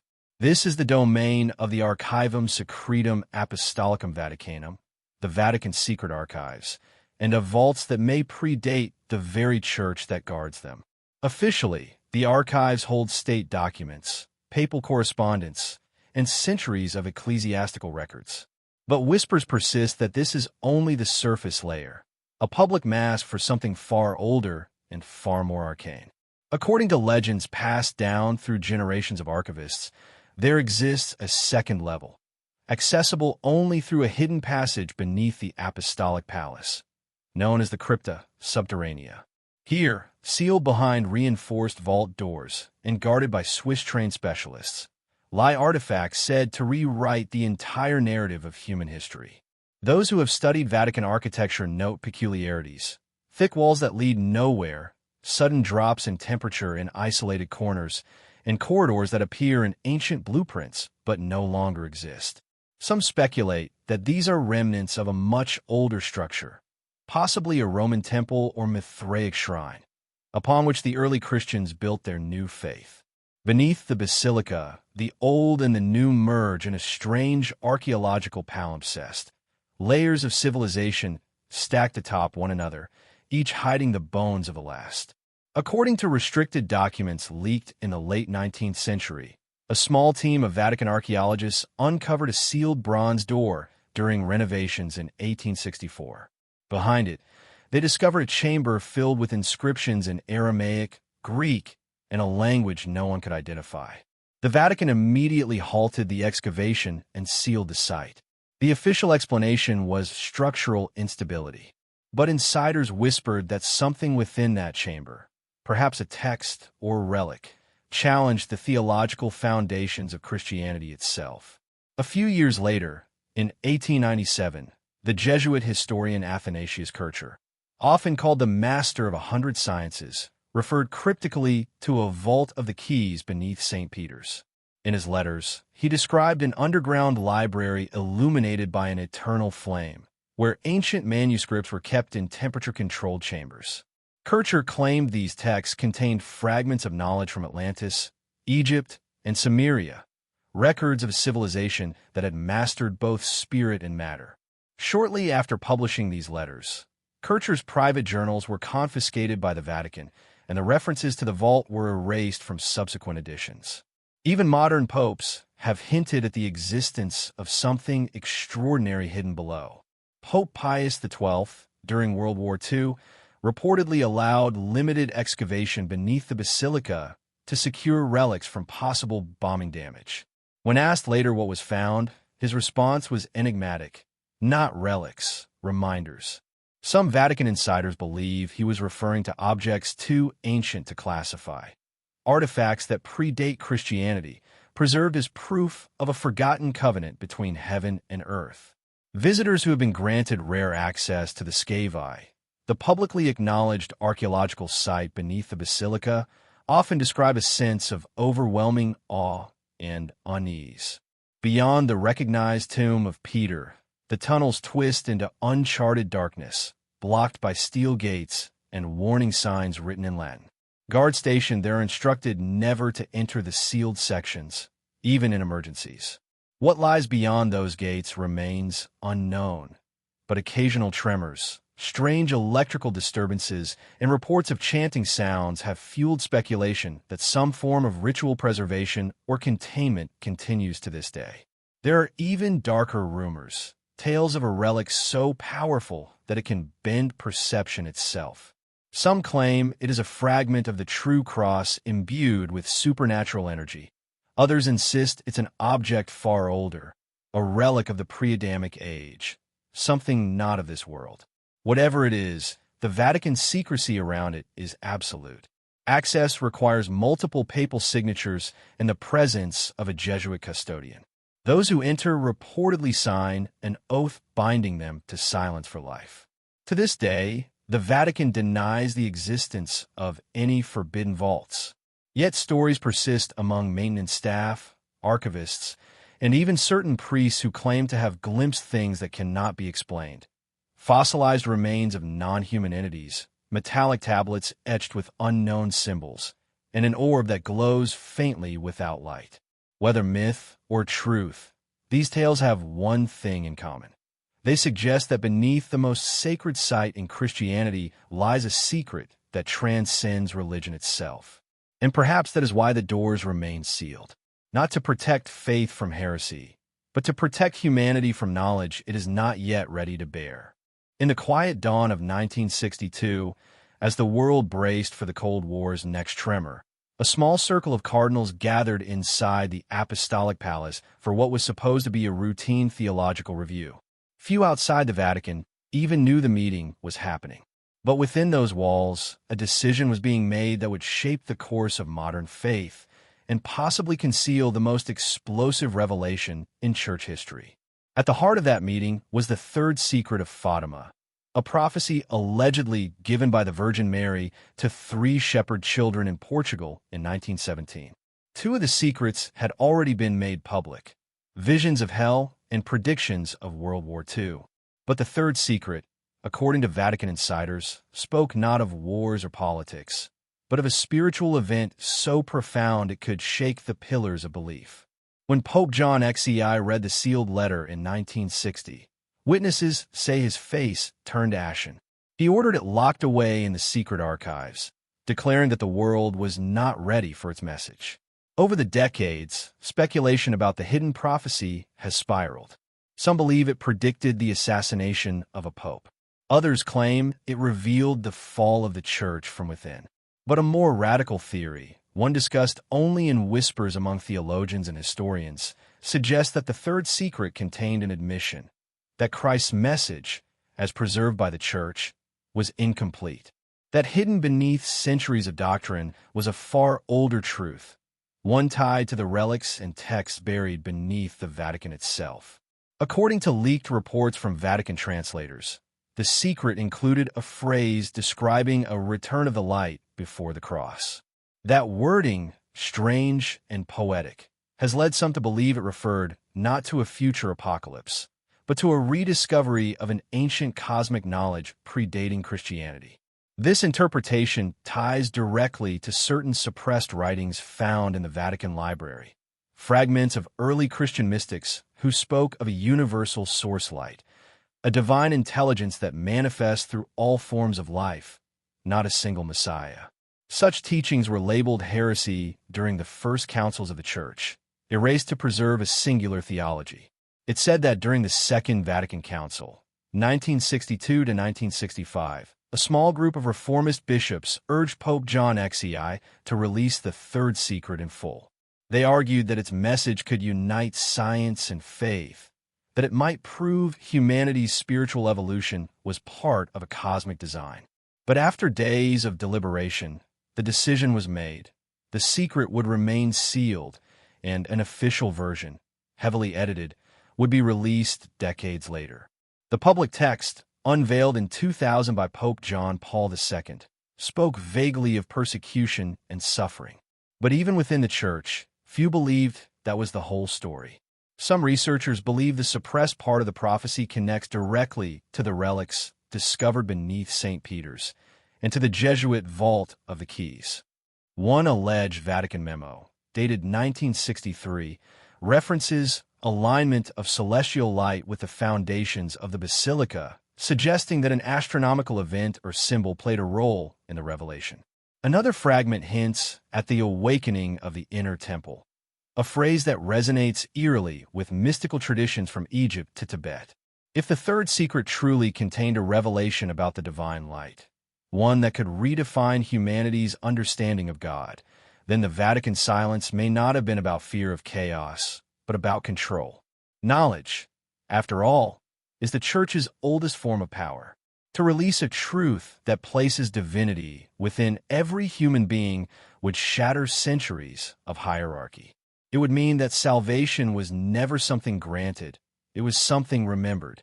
Perhaps that is why, to this day, the vault remains sealed, the prophecy guarded, and the true text unread by all but a handful of men. The revelation that never was still waits, locked beneath stone, behind walls of ritual and secrecy, waiting for the age when light and knowledge can finally be one. In the quiet dawn of 1962, as the world braced for the Cold War's next tremor, a small circle of cardinals gathered inside the Apostolic Palace for what was supposed to be a routine theological review. Few outside the Vatican even knew the meeting was happening. But within those walls, a decision was being made that would shape the course of modern faith and possibly conceal the most explosive revelation in Church history. At the heart of that meeting was the Third Secret of Fatima, a prophecy allegedly given by the Virgin Mary to 3 shepherd children in Portugal in 1917. 2 of the secrets had already been made public, visions of hell and predictions of World War II. But the third secret, according to Vatican insiders, spoke not of wars or politics, but of a spiritual event so profound it could shake the pillars of belief. When Pope John XCI read the sealed letter in 1960, witnesses say his face turned ashen. He ordered it locked away in the secret archives, declaring that the world was not ready for its message. Over the decades, speculation about the hidden prophecy has spiraled. Some believe it predicted the assassination of a pope. Others claim it revealed the fall of the Church from within. But a more radical theory, one discussed only in whispers among theologians and historians, suggests that the third secret contained an admission that Christ's message, as preserved by the Church, was incomplete. That hidden beneath centuries of doctrine was a far older truth, one tied to the relics and texts buried beneath the Vatican itself. According to leaked reports from Vatican translators, the secret included a phrase describing a return of the light before the cross. That wording, strange and poetic, has led some to believe it referred not to a future apocalypse, but to a rediscovery of an ancient cosmic knowledge predating Christianity. This interpretation ties directly to certain suppressed writings found in the Vatican Library, fragments of early Christian mystics who spoke of a universal source light, a divine intelligence that manifests through all forms of life, not a single Messiah. Such teachings were labeled heresy during the first councils of the Church, erased to preserve a singular theology. It said that during the Second Vatican Council, 1962 to 1965, a small group of reformist bishops urged Pope John XCI to release the third secret in full. They argued that its message could unite science and faith, that it might prove humanity's spiritual evolution was part of a cosmic design. But after days of deliberation, the decision was made. The secret would remain sealed, and an official version, heavily edited, would be released decades later. The public text, unveiled in 2000 by Pope John Paul II, spoke vaguely of persecution and suffering. But even within the Church, few believed that was the whole story. Some researchers believe the suppressed part of the prophecy connects directly to the relics discovered beneath St. Peter's and to the Jesuit vault of the Keys. One alleged Vatican memo, dated 1963, references alignment of celestial light with the foundations of the basilica, suggesting that an astronomical event or symbol played a role in the revelation. Another fragment hints at the awakening of the inner temple, a phrase that resonates eerily with mystical traditions from Egypt to Tibet. If the third secret truly contained a revelation about the divine light, one that could redefine humanity's understanding of God, then the Vatican silence may not have been about fear of chaos, but about control. Knowledge, after all, is the Church's oldest form of power. To release a truth that places divinity within every human being would shatter centuries of hierarchy. It would mean that salvation was never something granted, it was something remembered. Perhaps that is why, to this day, the vault remains sealed, the prophecy guarded, and the true text unread by all but a handful of men.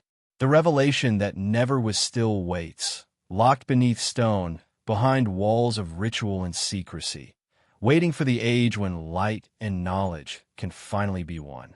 There's a legend whispered among Vatican scholars, one that stretches beyond religion, beyond time itself. It speaks of a truth known to only a handful of popes, mystics, and initiates, that before the dawn of our recorded history, before even the first civilizations rose, there existed an intelligence, a luminous force known in the oldest texts as lux anniversum, the light before light. It was not a metaphor nor a god in human form, but the very source of consciousness itself, the divine field from which all creation emanates. This, some say, is the ultimate secret the Vatican has guarded for over a millennium.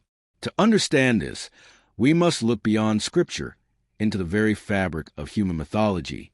Across cultures, from the Egyptian Book of the Dead to the Vedas of India, from the Gnostic Gospels to the Hermetic Tablets of Thoth, there exists a recurring idea that the universe began not with chaos, but with light, not the physical light of stars, but a spiritual radiance, a kind of divine awareness that birthed both matter and mind. The early church fathers, especially Origen and Clement of Alexandria, wrote cautiously of this uncreated light as the true face of God, the eternal intelligence that manifests as creation itself. But by the 4th century, these ideas were declared heretical, buried beneath dogma. The Church replaced cosmic unity with hierarchy, heaven above, earth below, and mankind somewhere in between. Yet not everyone inside the Church forgot. Hidden orders like the Jesuits and certain Benedictine sects preserved fragments of this cosmic theology. Through symbols, geometry, and sacred architecture, they encoded its essence into very stones of Christendom. The layout of St. Peter's Basilica, the alignment of its dome with the morning sun, the numerology of its floor mosaics, all hint at a secret cosmology rooted not in separation, but in resonance, a geometry of divinity. Some historians even suggest that Michelangelo, during his work on the Sistine Chapel, embedded this secret into his paintings. The creation of Adam, that iconic touch between God and man, may not depict two separate beings at all, but one consciousness recognizing itself in another. In recent decades, fragments of text unearthed in the Vatican's restricted archives, possibly leaked through scholars or defectors, have reignited this ancient debate. Among them is a mysterious manuscript referred to as Tractatus Lucis, the Treatise of Light, dated to the 2nd century. It describes a vision in which light breathed upon light, and man awoke as its reflection. It speaks of a continuum, an infinite connection between consciousness and the cosmos, suggesting that every human soul is a microcosm of divine awareness. If authentic, this document could bridge science and spirituality in a way humanity has never seen. Modern physics, in its own strange way, echoes this truth. Quantum theory tells us that the universe is not solid, but made of vibrations and probabilities, patterns of light and energy shaped by observation. In the Vatican Observatory's archives, notes from Jesuit astronomer Angelo Secchi, written in the 1860s, make an astonishing statement. All stars, all matter, are variations of one light. Centuries later, physicists would reach a similar conclusion, that everything we see, from galaxies to consciousness itself, may be manifestations of a single unified field. Could it be that faith and science have been circling the same mystery all along? The Church's silence on such parallels is telling. While it has embraced astronomy and genetics, it has never endorsed theories that blur the line between creation and creator. To do so would collapse the entire theological framework built over 2,000 years. Yet deep inside the Vatican, in its hidden laboratories, its observatories, and its vaults, evidence suggests this knowledge has never been lost, only concealed. Some former archivists claim that encrypted manuscripts describe experiments performed by Jesuit scholars centuries ago. Experiments exploring the power of thought, the geometry of sacred sound, and the strange relationship between consciousness and light. There's a reason why ancient cathedrals were designed as resonant chambers, why Gregorian chants produce precise vibrational frequencies, and why the Vatican guards relics said to emit light. These were not mere rituals or superstition. They were technologies of spirit, ways of aligning the human soul with the light before light. A few mystics, such as Meister Eckhart and Hildegard von Bingen, try to speak of this directly. Hildegard described seeing living light that communicated without words, knowledge flowing as color and sound. The Church canonized her for her piety, but ignored the deeper implications of her visions, that divine revelation is not given from above, but emerges from within. It is said that the final pages of Tractatus Lucas were removed before the manuscript was sealed in the archives. A short marginal note from a later custodian reads, Lux est mentis divini, sed mens ipsa necessiti. Light is a divine mind, but the mind itself does not know. Some interpret this as the essence of humanity's condition, that we are fragments of divinity, unaware of our origin. The light before light is not something to be worshipped, but remembered. It is the seed of awakening buried in every consciousness. And perhaps that is the real reason for centuries of secrecy. For the Vatican were ever confirmed this truth, that God is not a distant ruler, but the very awareness animating all life. The distinction between the sacred and the profane would vanish. No more intermediaries, no more hierarchy, no more authority over salvation. Every soul would be a cathedral, every thought a prayer, every life an echo of the same eternal radiance. Such a revelation could dissolve the structure of organized religion itself. Some say that within the deepest vault of the apostolic archive, there lies a single object that embodies this mystery, a crystal sphere said to refract light in impossible patterns. When illuminated, it projects a geometric lattice resembling sacred symbols from multiple civilizations, from the flower of life to the cross of St. Peter. The sphere, according to legend, is not of earthly origin. It hums softly when approached, as if aware. Whether this is myth, metaphor, or truth, no one outside the inner circle knows. But it stands as a perfect symbol of the Church's paradox, a divine light locked in darkness.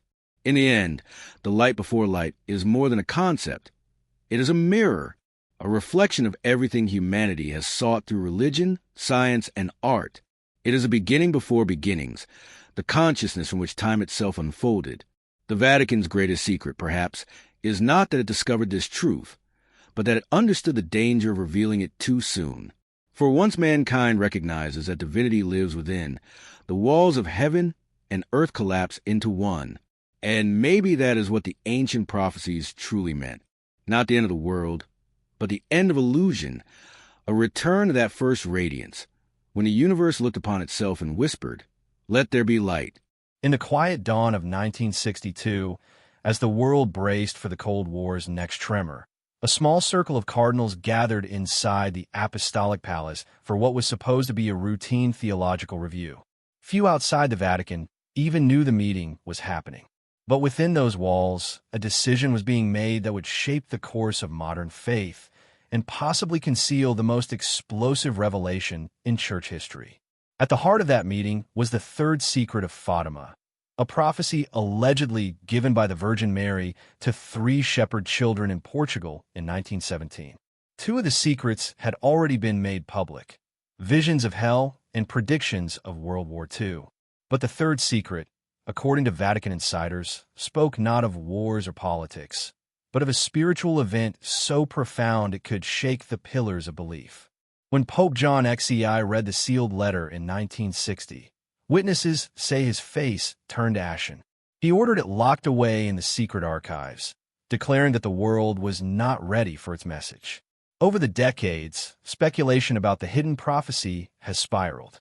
Some believe it predicted the assassination of a pope. Others claim it revealed the fall of the church from within. But a more radical theory, one discussed only in whispers among theologians and historians, suggests that the third secret contained an admission that Christ's message, as preserved by the Church, was incomplete. That hidden beneath centuries of doctrine was a far older truth, one tied to the relics and texts buried beneath the Vatican itself. According to leaked reports from Vatican translators, the secret included a phrase describing a return of the light before the cross. That wording, strange and poetic, has led some to believe it referred not to a future apocalypse, but to a rediscovery of an ancient cosmic knowledge predating Christianity. This interpretation ties directly to certain suppressed writings found in the Vatican library, fragments of early Christian mystics who spoke of a universal source light, a divine intelligence that manifests through all forms of life, not a single Messiah. Such teachings were labeled heresy during the first councils of the Church, erased to preserve a singular theology. It said that during the Second Vatican Council, 1962 to 1965, a small group of reformist bishops urged Pope John XCI to release the third secret in full. They argued that its message could unite science and faith, that it might prove humanity's spiritual evolution was part of a cosmic design. But after days of deliberation, the decision was made. The secret would remain sealed, and an official version, heavily edited, would be released decades later. The public text, unveiled in 2000 by Pope John Paul II, spoke vaguely of persecution and suffering. But even within the Church, few believed that was the whole story. Some researchers believe the suppressed part of the prophecy connects directly to the relics discovered beneath St. Peter's and to the Jesuit vault of the keys. One alleged Vatican memo, dated 1963, references alignment of celestial light with the foundations of the basilica, suggesting that an astronomical event or symbol played a role in the revelation. Another fragment hints at the awakening of the inner temple, a phrase that resonates eerily with mystical traditions from Egypt to Tibet. If the third secret truly contained a revelation about the divine light, one that could redefine humanity's understanding of God, then the Vatican silence may not have been about fear of chaos, but about control. Knowledge, after all, is the Church's oldest form of power. To release a truth that places divinity within every human being would shatter centuries of hierarchy. It would mean that salvation was never something granted, it was something remembered. Perhaps that is why, to this day, the vault remains sealed, the prophecy guarded, and the true text unread by all but a handful of men. The revelation that never was still waits, locked beneath stone, behind walls of ritual and secrecy, waiting for the age when light and knowledge can finally be one.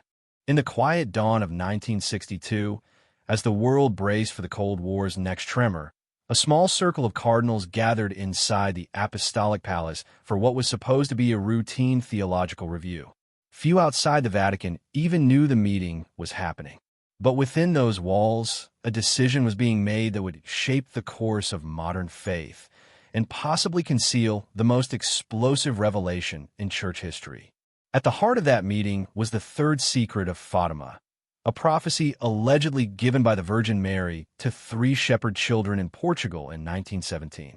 2 of the secrets had already been made public: visions of hell and predictions of World War II. But the third secret, according to Vatican insiders, spoke not of wars or politics, but of a spiritual event so profound it could shake the pillars of belief. When Pope John XCI read the sealed letter in 1960, witnesses say his face turned ashen. He ordered it locked away in the secret archives, declaring that the world was not ready for its message. Over the decades, speculation about the hidden prophecy has spiraled.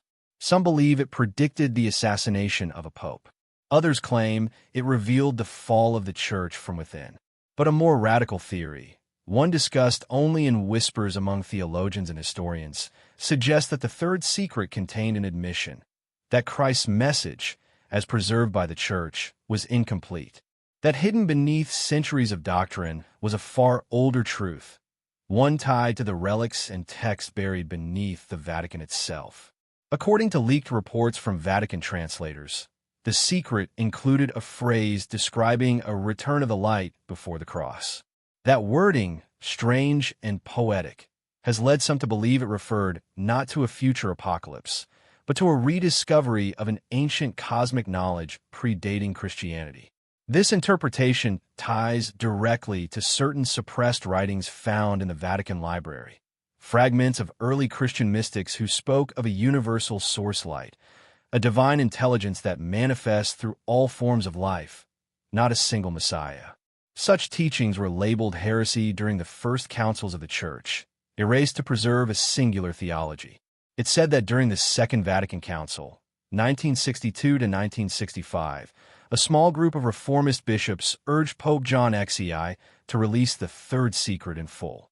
They argued that its message could unite science and faith, that it might prove humanity's spiritual evolution was part of a cosmic design. But after days of deliberation, the decision was made. The secret would remain sealed, and an official version, heavily edited, would be released decades later. The public text, unveiled in 2000 by Pope John Paul II, spoke vaguely of persecution and suffering. But even within the Church, few believed that was the whole story. Some researchers believe the suppressed part of the prophecy connects directly to the relics discovered beneath St. Peter's and to the Jesuit vault of the keys. One alleged Vatican memo, dated 1963, references alignment of celestial light with the foundations of the basilica, suggesting that an astronomical event or symbol played a role in the revelation. Another fragment hints at the awakening of the inner temple, a phrase that resonates eerily with mystical traditions from Egypt to Tibet. If the third secret truly contained a revelation about the divine light, one that could redefine humanity's understanding of God, then the Vatican silence may not have been about fear of chaos, but about control. Knowledge, after all, is the Church's oldest form of power. To release a truth that places divinity within every human being would shatter centuries of hierarchy. It would mean that salvation was never something granted, it was something remembered. Perhaps that is why, to this day, the vault remains sealed, the prophecy guarded, and the true text unread by all but a handful of men. The revelation that never was still waits, locked beneath stone, behind walls of ritual and secrecy, waiting for the age when light and knowledge can finally be one. There's a legend whispered among Vatican scholars, one that stretches beyond religion, beyond time itself. It speaks of a truth known to only a handful of popes, mystics, and initiates, that before the dawn of our recorded history, before even the first civilizations rose, there existed an intelligence, a luminous force known in the oldest texts as lux annilucem, the light before light. It was not a metaphor nor a god in human form, but the very source of consciousness itself, the divine field from which all creation emanates. This, some say, is the ultimate secret the Vatican has guarded for over a millennium. To understand this, we must look beyond Scripture into the very fabric of human mythology.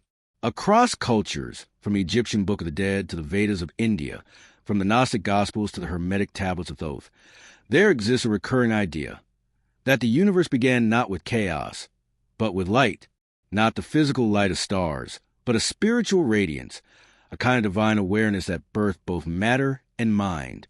The early church fathers, especially Origen and Clement of Alexandria, wrote cautiously of this uncreated light as the true face of God, the eternal intelligence that manifests as creation itself.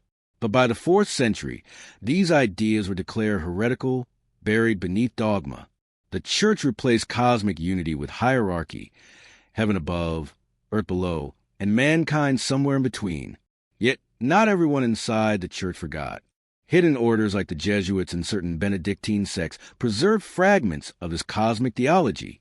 Through symbols, geometry, and sacred architecture, they encoded its essence into very stones of Christendom. The layout of St. Peter's Basilica, the alignment of its dome with the morning sun, the numerology of its floor mosaics, all hint at a secret cosmology rooted not in separation, but in resonance, a geometry of divinity. Some historians even suggest that Michelangelo, during his work on the Sistine Chapel, embedded this secret into his paintings. The creation of Adam, that iconic touch between God and man, may not depict two separate beings at all, but one consciousness recognizing itself in another. In recent decades, fragments of text unearthed in the Vatican's restricted archives, possibly leaked through scholars or defectors, have reignited this ancient debate. Among them is a mysterious manuscript referred to as Tractatus Lucis, the Treatise of Light, dated to the 2nd century. It describes a vision in which light breathed upon light, and man awoke as its reflection. It speaks of a continuum, an infinite connection between consciousness and the cosmos, suggesting that every human soul is a microcosm of divine awareness. If authentic, this document could bridge science and spirituality in a way humanity has never seen. Modern physics, in its own strange way, echoes this truth. Quantum theory tells us that the universe is not solid, but made of vibrations and probabilities, patterns of light and energy shaped by observation. In the Vatican Observatory's archives, notes from Jesuit astronomer Angelo Secchi, written in the 1860s, make an astonishing statement. All stars, all matter, are variations of one light. Centuries later, physicists would reach a similar conclusion, that everything we see, from galaxies to consciousness itself, may be manifestations of a single unified field. Could be that faith and science have been circling the same mystery all along? The Church's silence on such parallels is telling.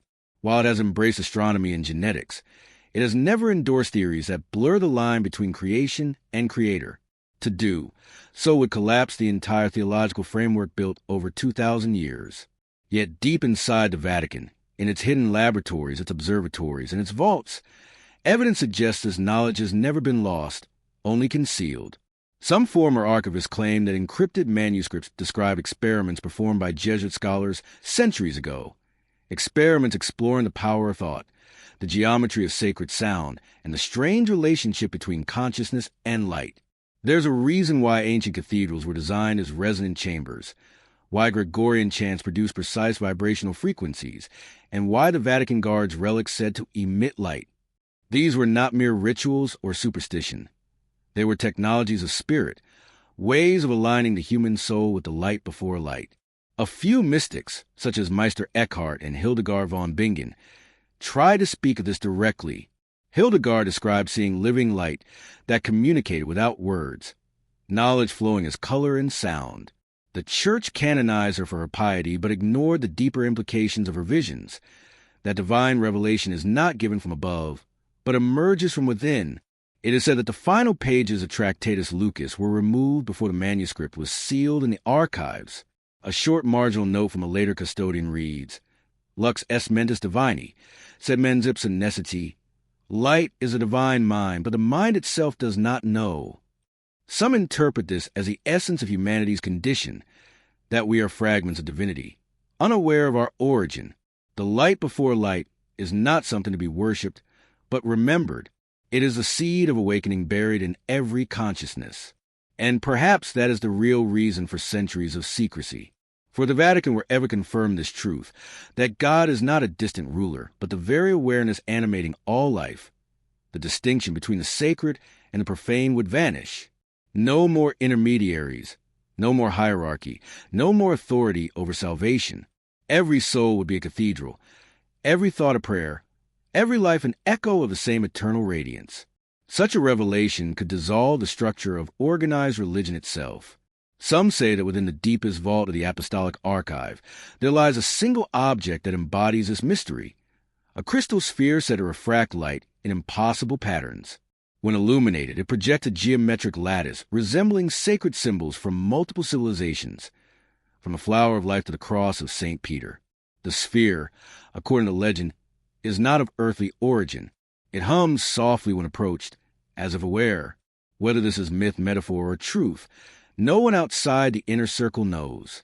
But it stands as a perfect symbol of the Church's paradox, a divine light locked in darkness.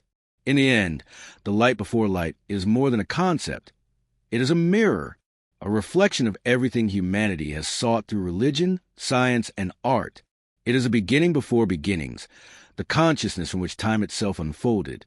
The Vatican's greatest secret, perhaps, is not that it discovered this truth, but that it understood the danger of revealing it too soon. For once mankind recognizes that divinity lives within, the walls of heaven and earth collapse into one. And maybe that is what the ancient prophecies truly meant. Not the end of the world, but the end of illusion, a return to that first radiance, when the universe looked upon itself and whispered, "Let there be light."